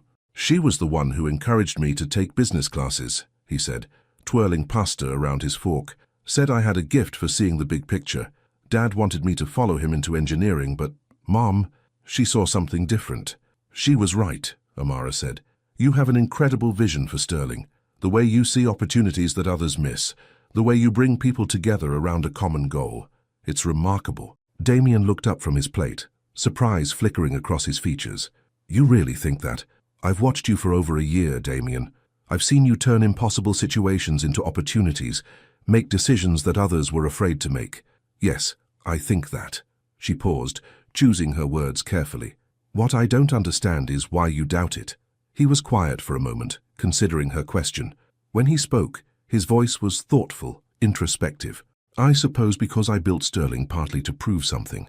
To myself, to the world, to them. He gestured vaguely upward. I wanted to create something that would make them proud, something that honored what they'd given me. But somewhere along the way, it became everything. My identity, my purpose, my entire life. Until Chicago, she said softly. Until Chicago, he agreed. Until you made me remember that there might be more to life than quarterly projections and market share. The admission hung between them like a gift, intimate and precious. Amara felt something shift inside her chest, not just attraction or chemistry, but something deeper, understanding, connection, the recognition that they'd both been hiding behind their professional achievements, using success as a shield against the messier, more complicated business of actually living. Your turn, Damien said, refilling her water glass. Tell me about growing up. I know the basic facts from your personnel file, but I want to hear your version. Amara hesitated. Her childhood wasn't something she discussed often, not because it was tragic exactly, but because it was complicated in ways that made people uncomfortable. Foster care stories were either heartwarming tales of triumph or devastating narratives of abuse, but hers had been something more nuanced, more real. I was lucky, she said finally. Not in the traditional sense, but lucky in the people I encountered. The families who took me in weren't perfect, but most of them were good. They taught me things, how to be independent, how to adapt, how to find stability in myself rather than in circumstances. That explains a lot, Damien said, his tone gentle but perceptive. Your strength, your self-reliance, the way you handle pressure. It also explains why I'm terrified of needing people, she admitted, surprising herself with the honesty. Every time I got comfortable somewhere, something changed. New family, new school, new rules. I learned early that the only person I could count on was myself. Damien reached across the table, covering her hand with his. The gesture was simple, but it sent warmth shooting up her arm and straight to her heart. You can count on me, he said quietly. I know that's easy to say and harder to prove, but you can count on me, Amara. She looked down at their joined hands, his larger, warmer, completely engulfing hers, and felt something inside her chest crack open. Not break, but open, like a flower turning toward sunlight after a long winter. I'm trying to learn how, she whispered. The waiter appeared to clear their plates, breaking the intimate moment, but not the connection that hummed between them. They ordered dessert to share, tiramisu that arrived with 2 spoons and tasted like coffee and dreams. Can I ask you something? Amara said, as Damien handed her another spoonful of the decadent dessert. Anything. Why haven't you ever married? Had a family? The question was bold, perhaps too personal for a first date, but she needed to know. You're successful, attractive, obviously capable of commitment. Why were you alone? Damien was quiet for so long that she wondered if she'd overstepped. When he finally spoke, his voice was thoughtful, almost distant. I convinced myself I didn't have time. That building Sterling required all my focus, all my energy. But the truth is, he paused, meeting her eyes across the small table. The truth is, I never met anyone who made me want to try, who made me believe that what we could build together would be worth more than what I could accomplish alone. And now? The question came out breathier than she'd intended. His smile was soft but certain, transforming his entire face. Now I know better. The drive back to her apartment felt different from the trip into the city, charged with possibility, and weighted with the significance of what had passed between them over dinner. They'd crossed some invisible threshold, moved beyond attraction and chemistry into something that felt startlingly like the foundation of a real relationship. Thank you, Amara said as Damien walked her to her building's entrance. For tonight, for everything. Thank you for trusting me with it, he replied. For letting me take you somewhere my parents would have loved. For sharing pieces of yourself that I know aren't easy to share. They stood on the sidewalk in the gentle glow of streetlights, the sounds of Brooklyn Saturday night providing a soft soundtrack to the moment. Amara felt the pull between them, not just physical, though that was certainly there, but emotional, the desire to extend the evening, to not let this perfect bubble of intimacy burst quite yet. Would you like to come up? She asked, her heart hammering against her ribs. For coffee? Damien's eyes searched her face and she could see him weighing the invitation, considering all its implications. When he spoke, his voice was gentle, but firm. I would love nothing more, he said, reaching up to tuck a strand of hair behind her ear. But not tonight. The rejection stung, even though she understood it. Why not? Because when I come up to your apartment, when we take that next step, I want it to be because we're ready. Not because we're caught up in the moment, not because we're trying to recreate what we had in Chicago. His thumb traced her cheekbone with infinite tenderness. I want it to be because we've built something real that's worth building on. The explanation was logical, thoughtful, and absolutely maddening in its rightness. It was also quintessentially Damien, thinking several moves ahead, protecting both of them from making decisions they might regret. "You're right," she said, though part of her wanted to argue. "I hate it, but you're right." He laughed softly. "I'll make it up to you. Tomorrow, would you like to do something? Nothing fancy, just time together." "Yes," she said without hesitation. "What did you have in mind?" "Surprise," he said with a grin that made her stomach flutter. "I promise it's a good one." He leaned down then, pressing a kiss to her forehead that was tender and promising, and somehow more intimate than anything they'd shared in Chicago. It was the kind of kiss that spoke of patience and intention and a future worth waiting for. "Good night, Amara," he whispered against her hair. "Good night, Damien." She watched him walk back to his car, noting the way he moved with unconscious confidence, the way he turned to give her one last smile before driving away. Only when his taillights had disappeared around the corner did she finally head inside. Her apartment felt different when she entered it, still hers, still the sanctuary she'd created through years of careful arrangement, but somehow larger, more hopeful, as if the evening had opened windows she hadn't realized were closed. She was getting ready for bed when her phone buzzed with a text from Damien. "Thank you for a perfect evening. Sweet dreams," she typed back. "Thank you for reminding me what perfect feels like." The response came quickly. That was just the beginning. And as Amara fell asleep that night, one hand unconsciously resting on her still flat stomach, she allowed herself to believe that maybe, just maybe, some beginnings were worth the risk. One perfect evening, a foundation laid in honesty and tiramisu, and the promise of something beautiful just beginning to bloom. Some moments change everything, and the first heartbeat you hear together is one of them. Thursday morning arrived with the kind of crisp October air that made Manhattan feel electric with possibility. Amara stood in front of her bathroom mirror, smoothing her hands over the soft fabric of her dress, a deep emerald green that made her skin glow and disguised any subtle changes her body might already be showing. 11 weeks. That's what Dr. Rodriguez would likely confirm today, based on the timeline they'd calculated from her last period. 11 weeks since Chicago, since the night that had changed everything, since she and Damien had created the tiny life growing inside her. Her phone buzzed with a text. "Leaving the office now. See you in 20 minutes. She typed back, "I'll be ready." The response was immediate. "We're in this together." The heart emoji made her smile. Such a small gesture. But from Damien Hawthorne, who conducted most of his digital communication in crisp, professional sentences, it felt like a love letter. When she opened the door to him 20 minutes later, she was struck again by how different he looked outside the corporate environment. Today he wore dark jeans and a navy button-down that made his grey eyes look like storm clouds, the sleeves rolled up to reveal strong forearms that she remembered from Chicago. He looked younger, more approachable, and utterly devastating. "Ready?" he asked. But his eyes were doing that thing they'd been doing since their dinner Saturday, looking at her like she was something precious he was afraid might disappear. "As ready as one can be for something like this," she admitted, grabbing her purse and jacket. The drive to Mount Sinai was comfortable in a way that surprised her. They'd fallen into an easy rhythm over the past few days. Text messages throughout the day, a phone call Tuesday night that had lasted until nearly midnight, as they'd talked about everything and nothing, a casual lunch yesterday that had felt natural despite the curious glances from their colleagues. "Nervous?" Damien asked as they found parking near the medical complex. "Terrified," Amara said honestly. "You?" He reached across the console and took her hand, his fingers intertwining with hers in a gesture that was becoming familiar. "Same, but the good kind of terrified." Dr. Emily Rodriguez turned out to be exactly what Amara had hoped for, a woman in her early 40s with kind eyes and a warm smile who radiated competent reassurance.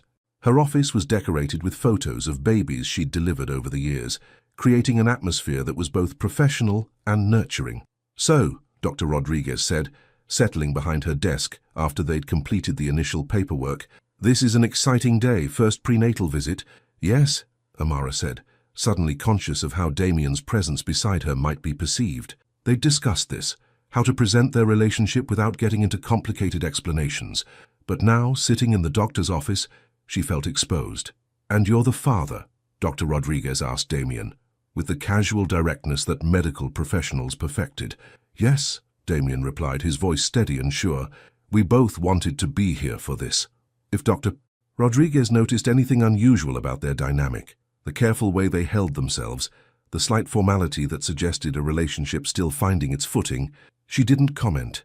Instead, she smiled warmly and opened Amara's file. "Wonderful. Father's involvement from the beginning is so important for both mother and baby." She reviewed the notes from Amara's emergency room visit the previous week.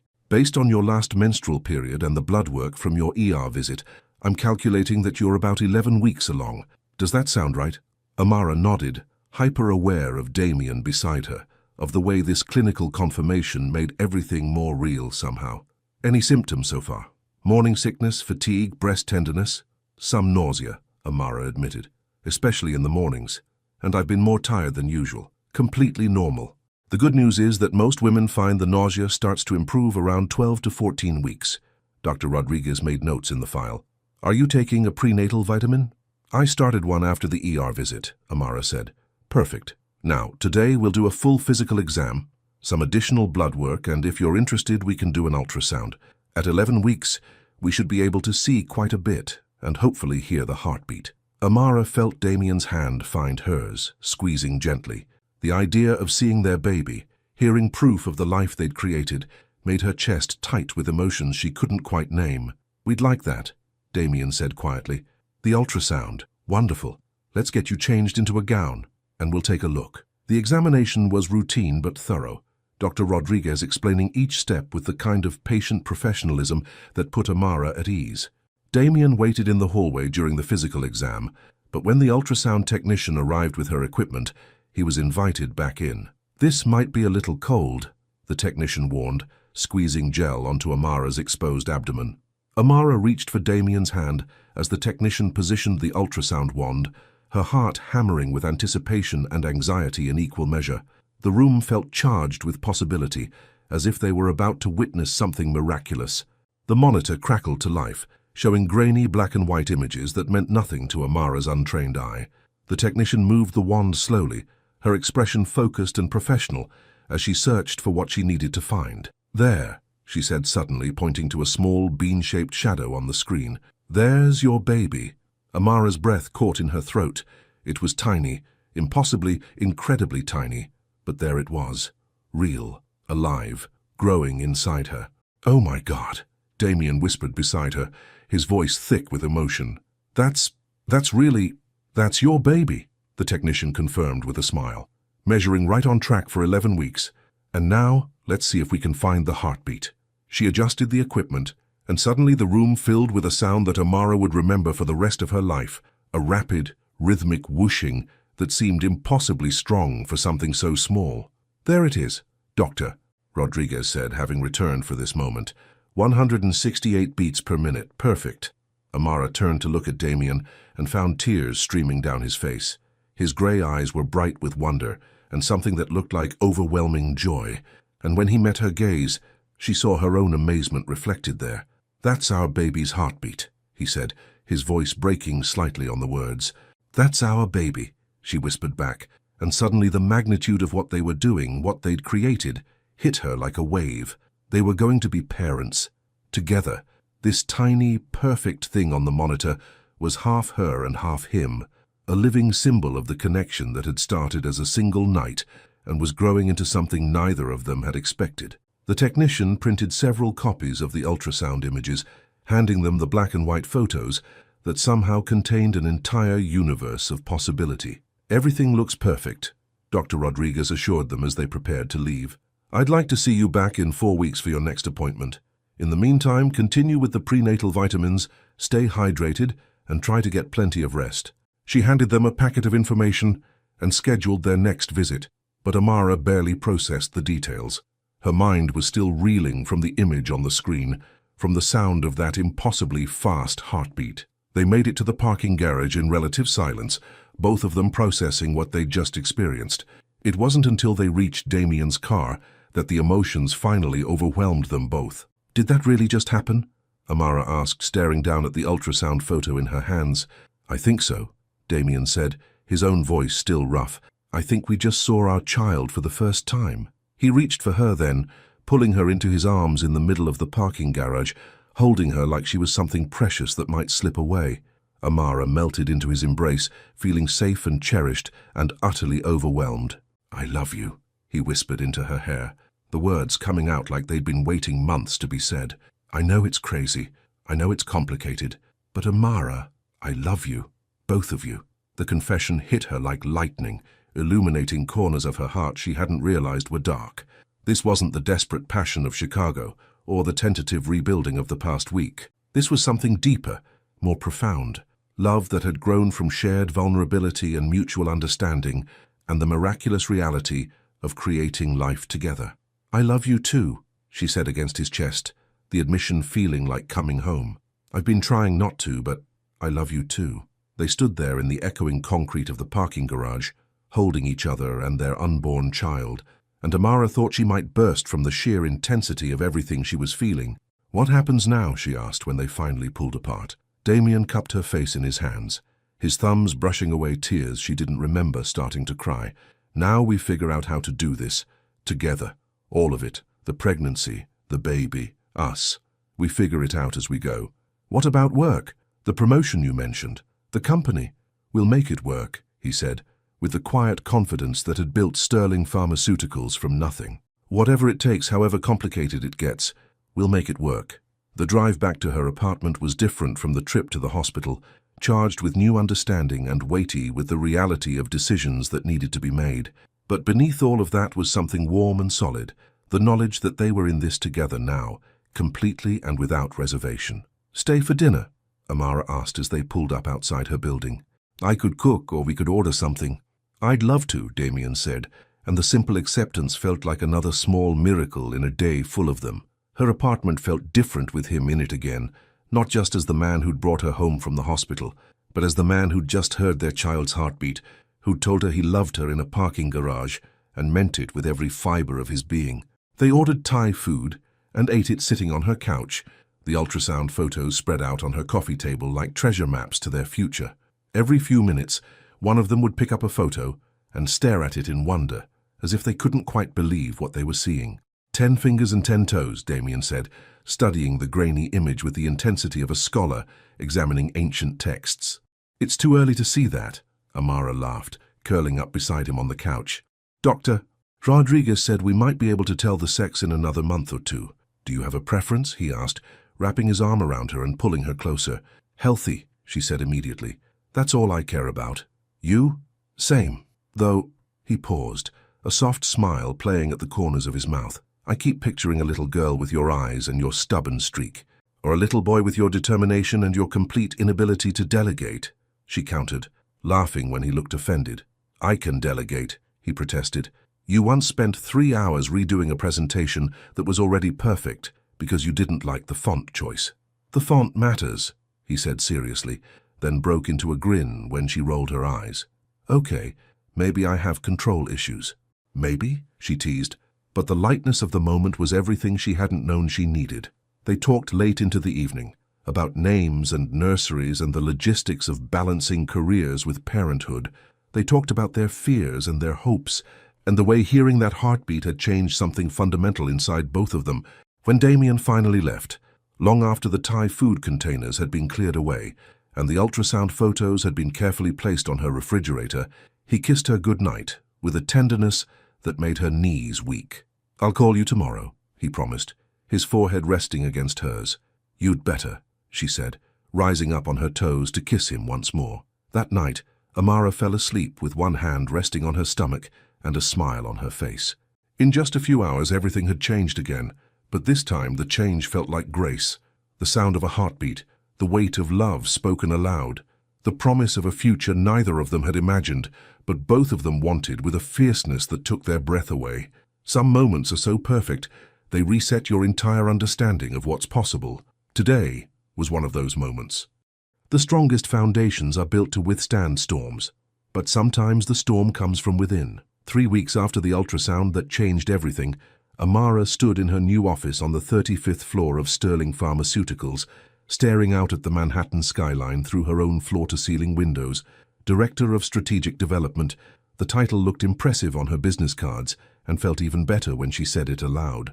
The promotion had gone through faster than anyone expected, helped along by Damien's influence, but justified by her own track record of excellence. Her new team respected her. The work was challenging and fulfilling, and for the first time in her career, she felt like she was exactly where she belonged. So why did she feel like something was about to go terribly wrong? Knock, knock. Jessica's voice from the doorway interrupted her brooding. How's the new office treating you? Like a queen, Amara replied with a smile that felt only slightly forced. What brings you down from the executive floor? Jessica stepped into the office, closing the door behind her. Never a good sign. Her expression was carefully neutral, but Amara had worked with her long enough to recognize the signs of someone carrying uncomfortable news. There's been some talk, Jessica said carefully, settling into one of the chairs across from Amara's desk. About your promotion, about the timing. Amara's stomach dropped, though she'd been expecting this conversation for weeks. What kind of talk? Nothing malicious, Jessica said quickly. At least not yet, but people are curious about how you went from assistant to director in less than 6 months. And then there's... She trailed off, but Amara knew what she wasn't saying, the way Damien looked at her now when he thought no one was watching. The carefully professional distance they maintained in public that somehow felt more intimate than touching. The way his voice changed when he said her name during meetings. People are talking about me and Mr. Hawthorne, Amara finished. Jessica nodded reluctantly. It's just speculation right now, but with your promotion coming so soon after that board meeting where you got sick, she shrugged helplessly. People are connecting dots. The irony was suffocating. They'd been so careful. Amara had moved departments. They maintained professional boundaries in public. They'd done everything possible to avoid exactly this situation. But love, it seemed, was harder to hide than either of them had anticipated. What are they saying exactly? Amara asked, though she wasn't sure she wanted to hear the answer. That maybe your promotion wasn't entirely based on merit. That maybe there were other factors involved. Jessica's expression was sympathetic but concerned. I don't believe it for a second. I've seen your work, I know how brilliant you are. But perception can be reality in corporate environments. After Jessica left, Amara tried to focus on the strategic planning report on her desk, but the words blurred together as her mind raced with implications. Everything she'd worked for, everything she'd built, could be undermined by whispers and speculation. The respect of her colleagues, her professional reputation, her carefully constructed career, all of it suddenly felt fragile. Her phone buzzed with a text from Damien. Dinner tonight. I have something I want to discuss with you. She stared at the message, anxiety twisting in her stomach. His tone felt formal, almost distant. Was he having second thoughts? Had the rumors reached him too? She typed back, of course. My place at 7. Actually, could we meet at my apartment instead? I'll cook. The request was unusual. They'd been spending most of their time at her place, which felt safer, more neutral. His penthouse was intimidating in its perfection, a stark reminder of the differences in their lives that they'd been carefully ignoring. See you at 7. Damien's apartment was everything Amara remembered from the one time she'd been there for a work event. Sleek, modern, and utterly impersonal. Floor-to-ceiling windows offered panoramic views of Central Park, and the furnishings were expensive but cold. It felt more like a luxury hotel than a home. Hi, he said when he opened the door, but something was different in his greeting. The easy warmth they'd developed over the past few weeks was replaced by a careful politeness that made her chest tighten with anxiety. Hi, she replied, studying his face for clues about his mood. He looked tired, she realized, and there was a tension in his shoulders that reminded her of the early days when they'd been pretending nothing had happened between them. Dinner was perfectly prepared, salmon with asparagus and rice pilaf that tasted like it had been catered despite his claims of cooking. They made small talk about work and the weather and her doctor's appointment scheduled for the following week, but underneath the surface pleasantries, Amara could feel something building. You said you had something to discuss, she said finally, unable to bear the artificial distance any longer. Damien set down his fork, his expression growing serious. There have been some developments at work, things we need to address. If this is about the rumors, you've heard them. His sharp interruption confirmed her worst fears. Jessica mentioned that people are talking about my promotion, about us. She met his gaze steadily. refusing to show how much the speculation hurt. "I assume they've reached you as well." "The board is asking questions," he said quietly. "Nothing official yet, but Ronald Hartley pulled me aside today. He wanted to know if there was any truth to the speculation about our relationship." "What did you tell him?" Damien was quiet for a long moment, and when he spoke, his voice carried the weight of decisions she could sense but not understand. "I told him that our personal and professional lives are completely separate, that your promotion was based solely on merit, and that any suggestion otherwise was both unfounded and inappropriate." It was the right answer, the professional answer, but something in his tone made her stomach clench with dread. "But," she prompted, "but he made it clear that any perception of impropriety could damage both of our careers, and more importantly, it could affect Sterling's reputation and our shareholders' confidence." The careful way he spoke, the return to corporate language, felt like a rejection even though his words were technically supportive. "Damien, what are you trying to say?" He stood abruptly, moving to the windows that overlooked Central Park. His reflection in the glass looked stark and isolated, and when he spoke again, his voice was carefully controlled. "I think we need to consider stepping back, publicly at least, until after the baby is born, until the situation stabilizes." The words hit her like physical blows. "Stepping back how? No more dinners, no more personal contact during work hours. We maintain complete professional distance until..." "Until when?" Amara's voice was rising despite her efforts to stay calm. "Until the rumors die down? Until people stop being curious about our lives? That could be months, Damien, years." "I know it's not ideal." "Not ideal." She stood as well, anger and hurt warring in her chest. "3 weeks ago you told me you loved me. You held me while we listened to our baby's heartbeat. And now you want to pretend none of that happened because some board members are asking uncomfortable questions. It's not that simple. It's exactly that simple." The professional composure she'd maintained all day finally cracked completely. "You're choosing Sterling over us. Again, just like you did after Chicago, just like you'll do every time things get complicated." "That's not fair," Damien said, turning to face her. His grey eyes were stormy with emotions he was clearly struggling to control. "I'm trying to protect both of us. Your career, my company, our future." "Our future?" Amara laughed bitterly. "What future, Damien? The one where we sneak around like we're ashamed of each other? The one where our child grows up wondering why Daddy can't acknowledge that he loves Mommy? It's temporary. Nothing is temporary with you." The words exploded out of her, carrying months of suppressed frustration and fear. "You said you'd quit Sterling for me, but the moment there's actual pressure, you're asking me to hide. You say you love me, but only when it's convenient, only when it doesn't threaten your precious corporate empire." Damien's face went pale, but his jaw set in the stubborn line she recognized from boardroom battles. "You knew what you were getting into when we started this. You knew the complications. I knew we'd have challenges. I didn't know you'd run away the moment things got difficult." Tears were streaming down her face now, but she was too angry to care. "I didn't know that the man who claimed he wanted to build a family with me would be willing to sacrifice our relationship the moment his board of directors started asking questions. I'm not sacrificing anything. I'm trying to find a way to make this work that doesn't destroy everything we've both built. By asking me to disappear. By asking me to pretend that the father of my child doesn't exist." She grabbed her purse from the counter, her hands shaking with rage and heartbreak. "Well, congratulations, Damien. You found your solution. I'll make it easy for you." "Amara, wait." "No," she said, heading for the door. "I've spent my whole life being disposable to people who were supposed to care about me. I won't do it with you, too." "That's not what this is." "Isn't it?" She turned at the door, meeting his eyes one last time. "Because it feels exactly like being abandoned. Again." The elevator ride down to the lobby felt endless, each floor bringing a fresh wave of pain as the full implications of their conversation settled over her. She'd been a fool to think this could work, to believe that someone like Damien Hawthorne could choose love over power when push came to shove. By the time she reached her apartment, the anger had given way to devastating hurt.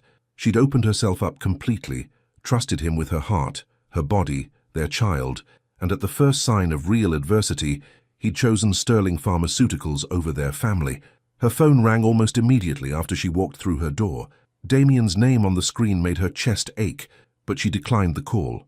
It rang again 5 minutes later, then again 10 minutes after that. Finally, she turned it off. She was sitting on her couch, staring at the ultrasound photos still attached to her refrigerator, when the reality of her situation truly hit her.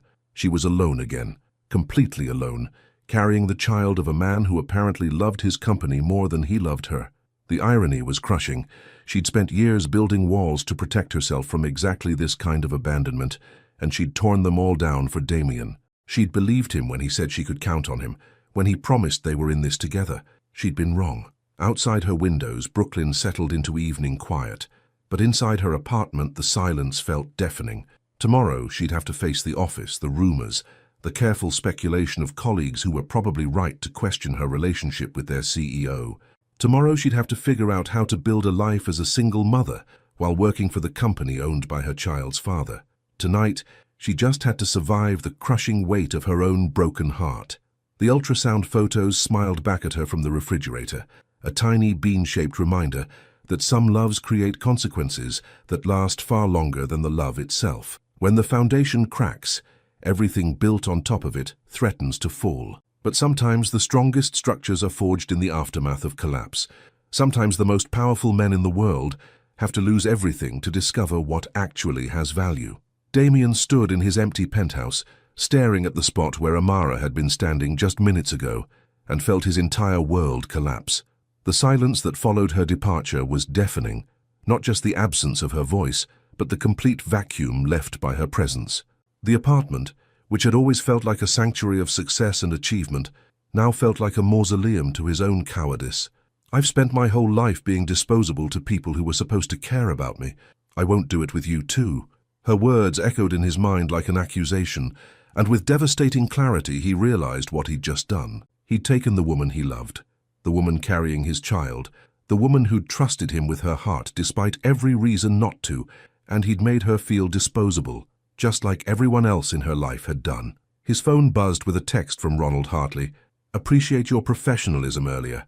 These situations can be delicate, but maintaining appropriate boundaries is essential for everyone involved." Damien stared at the message, and something inside him snapped. Appropriate boundaries. Professional distance. Corporate reputation. He'd spent 20 years building Sterling Pharmaceuticals, turning it into a billion-dollar empire that employed thousands of people and developed medications that saved lives. He was proud of what he'd accomplished, proud of the legacy he'd created from the ashes of his parents' death. But what good was any of that if he'd just destroyed the only thing that had ever made him truly happy? What good was being the most successful CEO in pharmaceutical history if he'd just abandoned the woman he loved when she needed him most? Damien grabbed his keys and headed for the door, but stopped when his phone rang. Sandra Morrison's name appeared on the screen, and something in his gut told him to answer. "Sandra." "Damien, I'm calling because I just had a very interesting conversation with Ronald Hartley." Her voice was crisp and businesslike, but there was an undercurrent of something that sounded suspiciously like disapproval. "He seems to think he convinced you to end your relationship with Amara Collins." "Sandra, I can't discuss—" "The hell you can't." The steel in her voice cut through his corporate deflection like a blade. "That young woman is one of the most talented executives I've seen in 30 years of corporate law. She's also pregnant, in love, and from what I observed tonight, completely devastated. How did you—" "I saw her leaving the building 20 minutes ago, looking like her world had ended. It doesn't take a genius to connect the dots." Sandra's voice softened slightly. "Damien, I'm going to ask you a question, and I want you to think very carefully before you answer.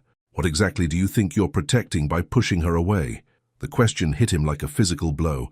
The company, her career, both of our reputations. Bullshit. The profanity from the normally elegant Sandra was so unexpected that it stopped him cold. "You're protecting yourself. You're so terrified of losing control, of appearing vulnerable, that you're willing to sacrifice the best thing that's ever happened to you. That's not— Let me tell you something about corporate reputation, Mr. CEO. Sandra's voice carried the authority of someone who'd managed countless high-stakes situations. Companies weather scandals all the time. Board members who clutch their pearls about executive relationships usually forget about them when the quarterly numbers look good. But you know what they don't forget? You know what actually damages a company's reputation?" Damien waited, though he suspected he didn't want to hear the answer. "Leaders who abandon their principles when things get difficult. Leaders who choose fear over integrity. Leaders who prove they can't be trusted to honor their commitments when the stakes get high." The words landed like physical blows, each one stripping away another layer of the justifications he'd been constructing in his mind. You want to know what the board really cares about? Sandra continued. They care about having a CEO who can handle pressure, who can make difficult decisions, who has the strength to stand by what matters, even when it's uncomfortable. And, if the shareholders will respect honesty far more than cowardice. Damien, you've built Sterling into an empire by taking calculated risks and standing behind your decisions. Why are you suddenly afraid to apply those same principles to your personal life?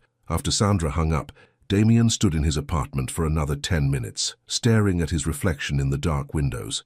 The man looking back at him was successful, powerful, respected, and completely alone. He thought about his parents, about the love they'd shared that had shaped his understanding of what was possible between two people. They'd faced challenges together, financial struggles, career setbacks, the normal pressures of building a life, but they'd never faced them apart. They'd never chosen safety over love. His father had once told him that the most important decision a man ever made wasn't about his career or his money or his reputation. It was about who he chose to stand beside when the world got difficult. Damien had just failed that test spectacularly, but it wasn't too late to retake it. The emergency board meeting Damien called for 8 o'clock the next morning raised eyebrows throughout Sterling Pharmaceuticals. Emergency meetings were usually reserved for crises, hostile takeovers, FDA investigations, catastrophic product failures. Not for the CEO to make personal announcements. The boardroom filled slowly, members arriving with expressions ranging from curiosity to concern. Ronald Hartley looked particularly smug, probably assuming that Damien was going to announce some new policy about workplace relationships or executive conduct. He was about to be very disappointed. "Thank you all for coming on short notice," Damien began, standing at the head of the polished conference table, where he'd made countless decisions over the years. "I've called this meeting to address some recent concerns about my personal life and how it might affect Sterling Pharmaceuticals." Murmurs rippled around the table, but Damien held up a hand for silence. "There have been rumors and speculation about my relationship with Amara Collins, who was recently promoted to Director of Strategic Development. Rather than let those rumors continue to circulate, I'm here to confirm them." Ronald Hartley's face went pale. "Damien, perhaps this isn't the appropriate forum." "This is exactly the appropriate forum," Damien said firmly, "because I want there to be absolutely no confusion about where I stand. Yes, I'm in love with Amara Collins. Yes, she is pregnant with my child. And yes, I intend to marry her if she'll have me." The silence that followed was deafening, but Damien wasn't finished. "I understand that some of you may have concerns about how this affects the company. Let me address those directly. Ms. Collins' promotion was based solely on her exceptional qualifications and track record of success. Her department now reports to David Chen, not to me, eliminating any direct conflict of interest. Her performance reviews will be conducted by her immediate supervisor and HR, not by me." He paused, meeting each board member's eyes in turn. "More importantly, I want to be clear about my priorities. Sterling Pharmaceuticals will always have my professional dedication and expertise, but my personal life, my family, and my happiness are not negotiable. I've spent 20 years building this company, and I'm proud of what we've accomplished together, but I'm not willing to sacrifice the woman I love for the comfort of anyone in this room." Ronald Hartley found his voice first. "Damien, the optics of this situation—" "The optics," Damien interrupted, "are that Sterling Pharmaceuticals has a CEO who honors his commitments and stands by his principles. If that's problematic for any of you, I'm happy to discuss succession planning." The threat hung in the air like a challenge. Damien had built Sterling from nothing, turned it into one of the most successful pharmaceutical companies in the world. His departure would be devastating, not just to the company's operations, but to its stock price and market confidence. Sandra Morrison spoke into the silence, her voice calm and measured. "I think what Damien is demonstrating is exactly the kind of leadership we want in our CEO. The ability to handle complex situations with integrity and transparency, the strength to make difficult decisions and stand by them." Several other board members nodded, and Damien could see the tide turning in his favor. These were business people, after all. They understood calculated risks and long-term strategy. "Are there any other concerns?" Damien asked. When none were raised, he moved toward the door.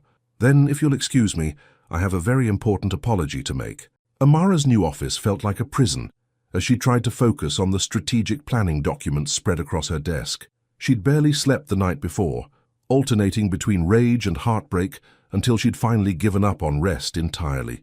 She'd arrived early to avoid the curious glances of colleagues who might have heard rumors about her abrupt departure from Damien's apartment building the previous evening.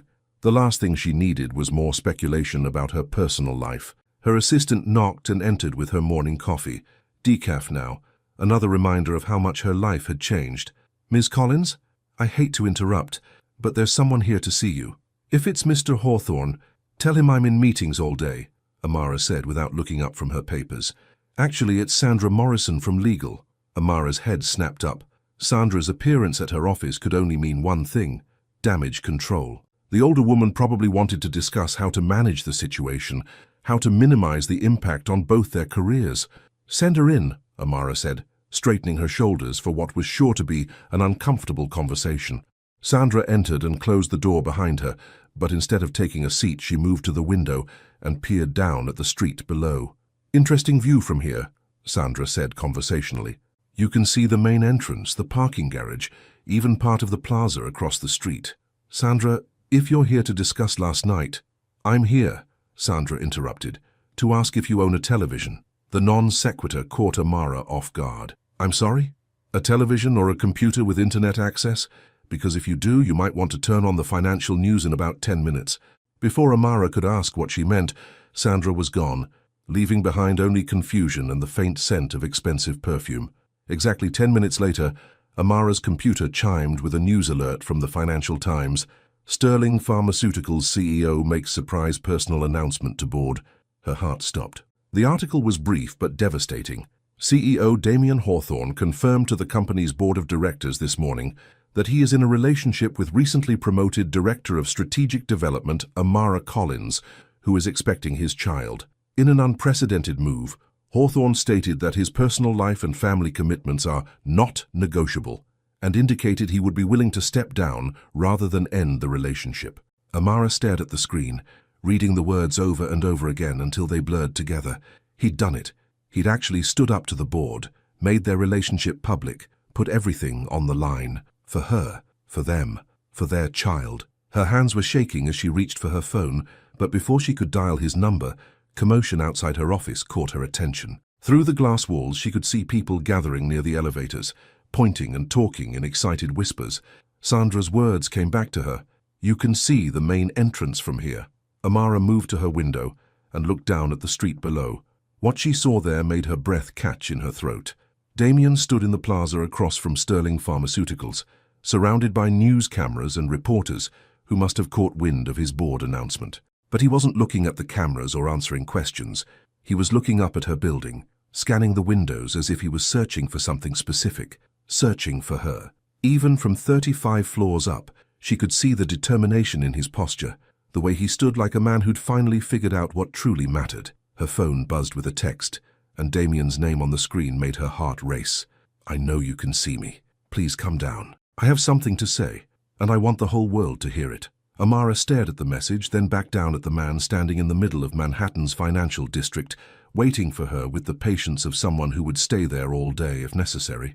The elevator ride to the lobby felt like descending through layers of fear and hope and possibility. By the time she reached the main floor, her heart was hammering against her ribs so hard she could barely breathe. The moment she stepped outside, the chaos of news crews and curious onlookers faded into background noise.